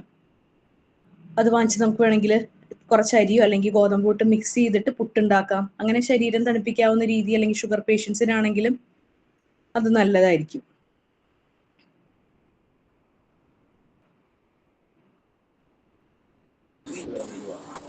എല്ലാവരുടെയും സംശയങ്ങളെ കഴിഞ്ഞു എന്ന് വിചാരിക്കുന്നു. നമ്മളെ ഇപ്പോഴത്തെ വെയിലൊക്കെ ഫീൽ ചെയ്യില്ലേ? അതെന്താ ചെയ്യാ? നമ്മളെ ഇപ്പോഴത്തെ വെയിൽ കൊള്ളുമ്പോ വല്ലാത്ത തലവേദനയൊക്കെ ഫീൽ ചെയ്യില്ലേ? അതിനെന്താ ചെയ്യാ? അതിന്റെ ഞാൻ 2-3 കാര്യങ്ങൾ പറഞ്ഞുതരാം. സ്ത്രീകളിലെ തലവേദന ഇപ്പൊ ഞാൻ പറഞ്ഞു ആ ഹെൽമെറ്റിന്റെ, എനിക്കറിയില്ല സ്ത്രീപ്രിയ ഉണ്ടായിരുന്നു എന്നറിയില്ല. നമ്മൾ സ്റ്റാർട്ട് ചെയ്തപ്പോൾ ഞാൻ പറഞ്ഞിരുന്നു ഹെൽമെറ്റിന്റെ ഉപയോഗം കണ്ടമാനം സ്ത്രീകളിൽ ചൂട് തലയിൽ അധികം നേരം നിൽക്കുമ്പോൾ നമുക്ക് ഒന്നാമതേ നമ്മൾ ലൈഫ് സ്റ്റൈലിലും നമ്മളുടെ ജോലിപരമായിട്ടും കണ്ടമാനം സ്ട്രെസ്ഡ് ആയിരിക്കും. അത് ചൂടും കൂടെ വരുമ്പോൾ നമ്മൾ ഓവർ സ്ട്രെസ്ഡ് ആയിരിക്കും. ഹോർമോൺ ഇംബാലൻസ് ഉണ്ടെങ്കിൽ നമുക്ക് തലവേദന വരാം. അതുപോലെ തല വേർത്ത് കഴിഞ്ഞാൽ, ഞാനത് ക്ലാസ് തുടങ്ങിയപ്പോൾ പറഞ്ഞിരുന്നു, ഒരു കോട്ടൺ തുണിയോ അല്ലെങ്കിൽ ഒരു വൈബ്സ് അല്ലെങ്കിൽ എന്തെങ്കിലും ഉപയോഗിച്ചിട്ട് നമ്മൾ തല ഇടയ്ക്ക് തുടച്ചു കൊടുത്താൽ ഈ തലയിലെ വേർപ്പിറങ്ങിയിട്ട് കഴുത്തിന് വേദന പോലെയുള്ള അസുഖങ്ങൾ വരില്ല. തലവേദന അതുപോലെ തന്നെ നമ്മളിപ്പോൾ പെട്ടെന്ന് ഒരു ചൂടത്തുനിന്ന് കയറി വരിക വീട്ടിലേക്ക്, നമുക്ക് പെട്ടെന്ന് റിലാക്സ് ചെയ്യാനായിട്ടുള്ള മെത്തേഡ് എന്താണെന്നറിയോ? നനഞ്ഞ തുണി ഉപയോഗിച്ച് നമ്മുടെ കഴുത്തിന്റെ പിൻവശം, കക്ഷത്തിന്റെ 2 അടിഭാഗം, നെറ്റി നെറ്റി നല്ലോണം തുടയ്ക്കുക, കഴുത്തിന് പിൻവശം കുറച്ചു നേരം തണുത്ത തുണി വെക്കുക, അതുപോലെ കക്ഷം. ഇത് ഒന്ന് തുടച്ചു കഴിഞ്ഞാൽ നമ്മൾ ഹാഫ് റിലാക്സ്ഡ് ആയിരിക്കും. ഒന്ന് ശ്രദ്ധിച്ചു നോക്കിക്കോ. നല്ല ചൂടത്തുനിന്ന് കയറി വരുമ്പോൾ പെട്ടെന്ന് കോരി അങ്ങോട്ട് വെള്ളം മുഖത്തേക്ക് ഒഴിക്കുന്നതിന് പകരം നമ്മൾ കഴുത്തിന്റെ പിൻഭാഗം, ഇത് ടെമ്പറേച്ചർ റെഗുലേറ്റ് ചെയ്യാൻ വേണ്ടി പറയാനാണ് കേട്ടോ. കഴുത്തിന്റെ പിൻഭാഗം, നെറ്റി അതുപോലെ തന്നെ നമ്മൾ വെള്ളം നനച്ചല്ലെങ്കിലും നമ്മൾ തന്നെ ഒന്ന് മസാജ് ചെയ്ത് കൊടുത്തു നോക്കിയിട്ടുണ്ടോ? ആരെങ്കിലും നമ്മൾ സ്വന്തം ഒന്ന് മസാജ് ചെയ്ത് നോക്കിയിട്ടുണ്ടോ? നെറ്റി നമുക്ക് ഭയങ്കര റിലാക്സ്ഡ് ആയിരിക്കും. നമ്മൾ സ്വന്തമായിട്ട് ടെൻഷൻ വരുമ്പോൾ കാണിക്കാറില്ലേ, നമ്മൾ തലയിലേക്ക് ആദ്യം പിടിക്കുക. അത് നമ്മളുടെ മനസ്സ് നമ്മളറിയാതെ തന്നെ ചെയ്യുന്ന ഒരു കാര്യമാണ്. അപ്പൊ അത് തന്നെ നെറ്റി ഒന്ന് മസാജ് ചെയ്ത് കൊടുത്തു കഴിഞ്ഞാൽ നമുക്ക് റിലാക്സേഷൻ കിട്ടും. അതുപോലെ തന്നെ കഴുത്തിന്റെ പിൻഭാഗം, അതുപോലെ കക്ഷം. പിന്നെ തലവേദന വേറൊരു കാര്യം കൊണ്ടും വരാം. ഇപ്പൊ ഈ പറഞ്ഞ പോലെ വേർപ്പ് അങ്ങോട്ട് തലയിൽ ഇരിക്കുക, കണ്ടമാനം സൈനസൈറ്റിസ്, നമ്മുടെ ടെമ്പറേച്ചർ വേരിയേഷൻ വരുന്ന സമയത്ത് ഈ ഉൽപ്പാദിപ്പിക്കുന്ന സൈനസ് എന്ന് പറയണതേ, നമ്മുടെ തലയ്ക്ക് എന്തുകൊണ്ട് ഇത്ര ഭാരമില്ലാത്ത? ഇതിൻ്റെ ഉള്ളിൽ ബ്രെയിൻ ഉണ്ട്, ഇത്രയും ഒരു എല്ലുണ്ട്, ഈ ഇത്രയും വലിയ സ്കള്ളിന്റെ ഉള്ളിലല്ലേ, അല്ലെങ്കിൽ തലയോട്ടിയുടെ, എന്നിട്ട് നമ്മൾ കഴുത്തിന് എന്താ ഭാരം ഇല്ലാത്ത? ഭാരം വരണ സമയമുണ്ട്. എപ്പോഴാണെന്നറിയോ? ഈ സൈനസ് ഫില്ലാവുമ്പോൾ. ഈ സൈനസ് എന്ന് പറയുന്നത് എയർ പോക്കറ്റ്സ് ആണ്, ദൈവം വെച്ചിരിക്കുന്ന ഒരു മെക്കാനിസം ആണ്. നമുക്ക് കഴുത്തുണ്ടെങ്കിൽ തലയുടെ ഭാരം നമ്മൾ അറിയാത്ത എന്തായി കഴുത്തില് ഈ എയർ പോക്കറ്റ്സിന്റെ സഹായം കൊണ്ടാണ്. അപ്പൊ ആ ഭാഗത്ത് മ്യൂക്കസ്, അതായത് കഫം വന്നടിഞ്ഞ് ആ സൈനസ് ഫില്ലായി. അപ്പോഴും കുറെ ശരീരം തടഞ്ഞു നിർത്താൻ നോക്കും, പിന്നെയും രക്ഷയില്ല. കുറെ ദിവസം കഴിയുമ്പോൾ അത് കെട്ടിക്കിടന്ന് കളർ മാറി, അല്ലെങ്കിൽ അത് സൈനസൈറ്റിസ് അല്ലെങ്കിൽ ആ ഇൻഫെക്ഷനിലേക്ക് പോകും. ചിലപ്പോൾ ബാക്ടീരിയ ഗ്രോ ചെയ്യുകയോടെ കാലക്രമേണ ചീത്ത സ്മെല്ല് ഇതൊക്കെ വരാൻ സാധ്യതയുണ്ട്. അപ്പൊ നമ്മൾ ഇടയ്ക്കൊന്ന് ആവി പിടിക്കുന്നത് നല്ലതായിരിക്കും, ഒരു റീഫ്രഷിങ് ആയിരിക്കും. ത്രിഫല എല്ലാവർക്കും അറിയായിരിക്കുമല്ലോ അല്ലെ? ത്രിഫല ഇട്ട് നമ്മൾ തേനില്, അത് ഞാൻ ആയുർവേദമായിട്ട് പറയണതല്ല, അങ്ങനെ ആവി പിടിക്കുകയാണെങ്കിൽ നമുക്കൊരു പെട്ടെന്ന് കഫം പോവും, മുഖം നല്ല വൃത്തിയാവും. അങ്ങനെ ഒന്ന് ആവി പിടിക്കുകയാണെങ്കിൽ നല്ല ഒരു എക്സ്പീരിയൻസ്. എനിക്കൊരു ആയുർവേദ ഡോക്ടർ പറഞ്ഞു തന്നേക്കുന്ന ഒരു കാര്യമാണ്, ത്രിഫലപ്പൊടി തേനിൽ ചേർത്തിട്ട് മുഖത്താക്കി കഴിഞ്ഞിട്ട് ആവി പിടിക്കുകയാണെങ്കിൽ അത് ത്രിഫല എന്ന് പറയുന്നത് അറിയാലോ, കഫത്തിനെ കളയുന്നതാണ്. അപ്പോൾ വയറിലാണെങ്കിലും പ്രായമായവരിൽ വയറ്റിൽ നിന്ന് പോയില്ലെങ്കിൽ നമ്മൾ ഉപയോഗിക്കുന്ന ത്രിഫലപ്പൊടി ഒരു ഡേഞ്ചറസ് സാധനം അല്ല അത്. അപ്പോൾ 3 ത്രിഫല എന്ന് പറയുന്ന അത്രയും ഫലമുള്ള സാധനമാണ്. അപ്പൊ അത് പൊടി വാങ്ങിക്കാൻ കിട്ടും നമുക്ക്. അത് ആവി പിടിച്ചു കഴിഞ്ഞാൽ ഈ കഫം പോവും. കഫം കണ്ടമാനുള്ള ആളുകളിൽ അത് ചെയ്യണത് നല്ലതായിരിക്കും. വല്ലപ്പോഴും, എല്ലാ ദിവസമൊന്നും അല്ല കേട്ടോ ഞാൻ പറയണത്. അത് ചെയ്ത് കഴിഞ്ഞിട്ടുണ്ടെങ്കിൽ സ്കിന്നിനും കുറച്ച് പുരട്ടിയിട്ടാണോ ആവി പിടിക്കേണ്ടത്? അതെ, പുരട്ടിയിട്ട് ആവി പിടിച്ചു കഴിഞ്ഞാൽ നല്ലൊരു റിസൾട്ട് ആയിരിക്കും. തലവേദന ക്രോണിക് ആയിട്ട് തലവേദന ഉള്ളവരിലൊക്കെ അങ്ങനെ ചെയ്യണതായിരിക്കും നല്ലത്, ആവി പിടിക്കാനായിട്ട് ഈ ഒരു മെത്തേഡ്. അതുപോലെ തലവേദന ശക്തിയായിട്ടുണ്ടെങ്കിൽ 7 തുളസി ഇല ഇട്ട് നമ്മളൊന്ന് തിളച്ച് വരുമ്പോൾ, വെള്ളം തിളച്ച് വരുമ്പോൾ ഒരു 7 തുളസി ഇല ഇട്ടിട്ട്, മറ്റേ മെഷീനറി മെത്തേഡിൽ പറ്റില്ല, സാധാരണ നമ്മൾ പണ്ട് ആവി പിടിക്കുന്ന മെത്തേഡ് ആണെങ്കിൽ തിളച്ച് വന്ന വെള്ളം മാറ്റി വെച്ചതിന് ശേഷം ഒരു 7 തുളസി ഇല ഇട്ട് കഴിഞ്ഞാൽ ആ വരുന്ന ആവി പിടിച്ചു കഴിഞ്ഞാൽ കുറച്ചും കൂടെ നേസൽ ട്രാക്ട് ക്ലിയർ ആവും.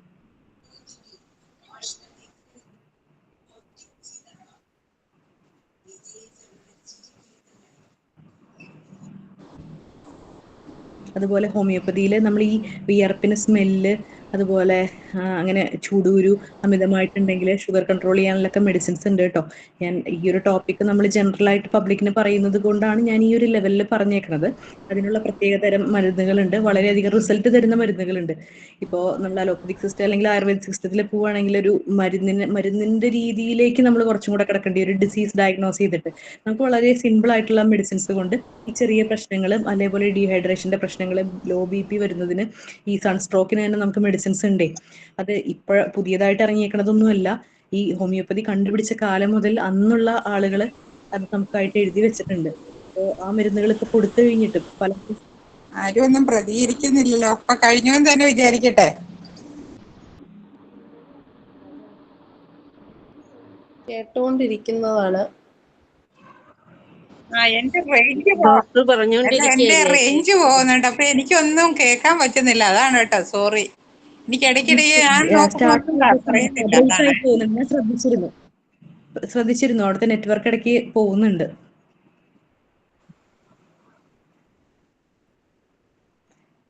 ഇനി ആർക്കെങ്കിലും എന്തെങ്കിലും ചോദിക്കാനുണ്ടോ?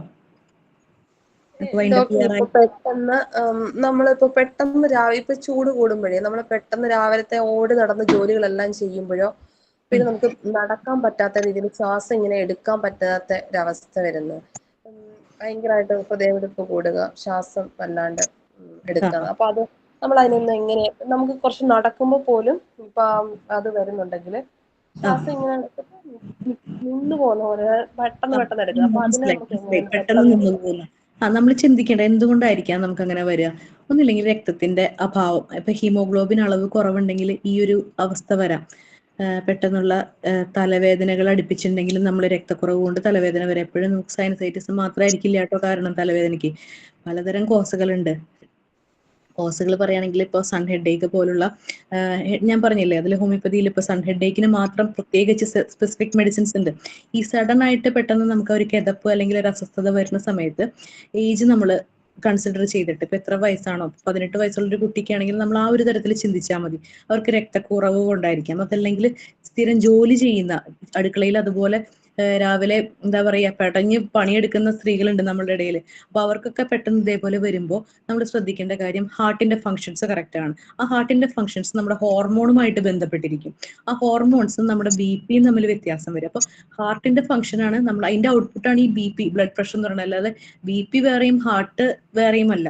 അപ്പൊ ഹാർട്ടിന്റെ ഫങ്ഷൻസ് നമ്മളൊന്ന് ശ്രദ്ധിച്ച് അതിനെക്കുറിച്ചുള്ള ടെസ്റ്റുകളോ കാര്യങ്ങളോ ചെയ്യാനുണ്ടെങ്കിൽ അതൊന്ന് നോക്കണം ഒരു ഡോക്ടറുടെ ഉപദേശപ്രകാരം.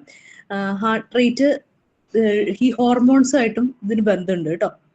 അപ്പോൾ ഹോർമോൺ ഇംബാലൻസ് അല്ലെങ്കിൽ ഈ പറഞ്ഞ പോലെ hyper thyroidism, hypo thyroidism, heart beat വ്യത്യാസം വരും.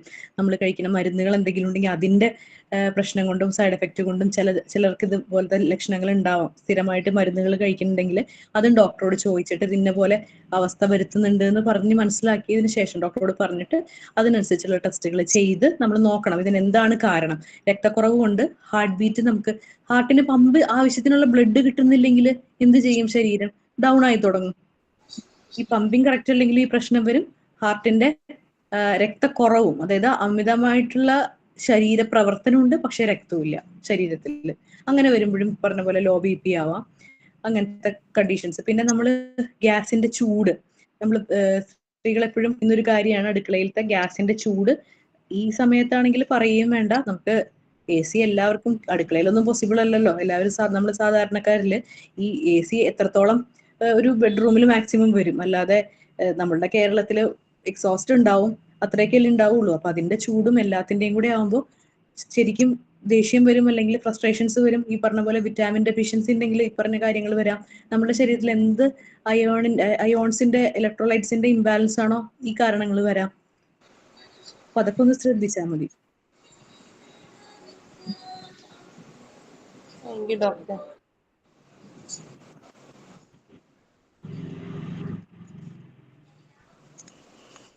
ഈ ക്വസ്റ്റ്യൻസ് ഇല്ലെങ്കിൽ നമുക്ക് വേണമെങ്കിൽ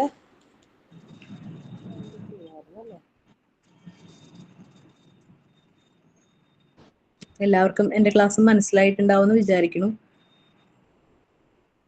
നല്ല ക്ലാസ് ആയിരുന്നു, നല്ല പ്രസന്റേഷൻ. നമുക്ക് ഇങ്ങനെ കേട്ടിരിക്കാൻ ക്വസ്റ്റ്യൻസ് ഇല്ലെങ്കിൽ നമുക്ക് വൈൻഡ് അപ്പ് ചെയ്യാം.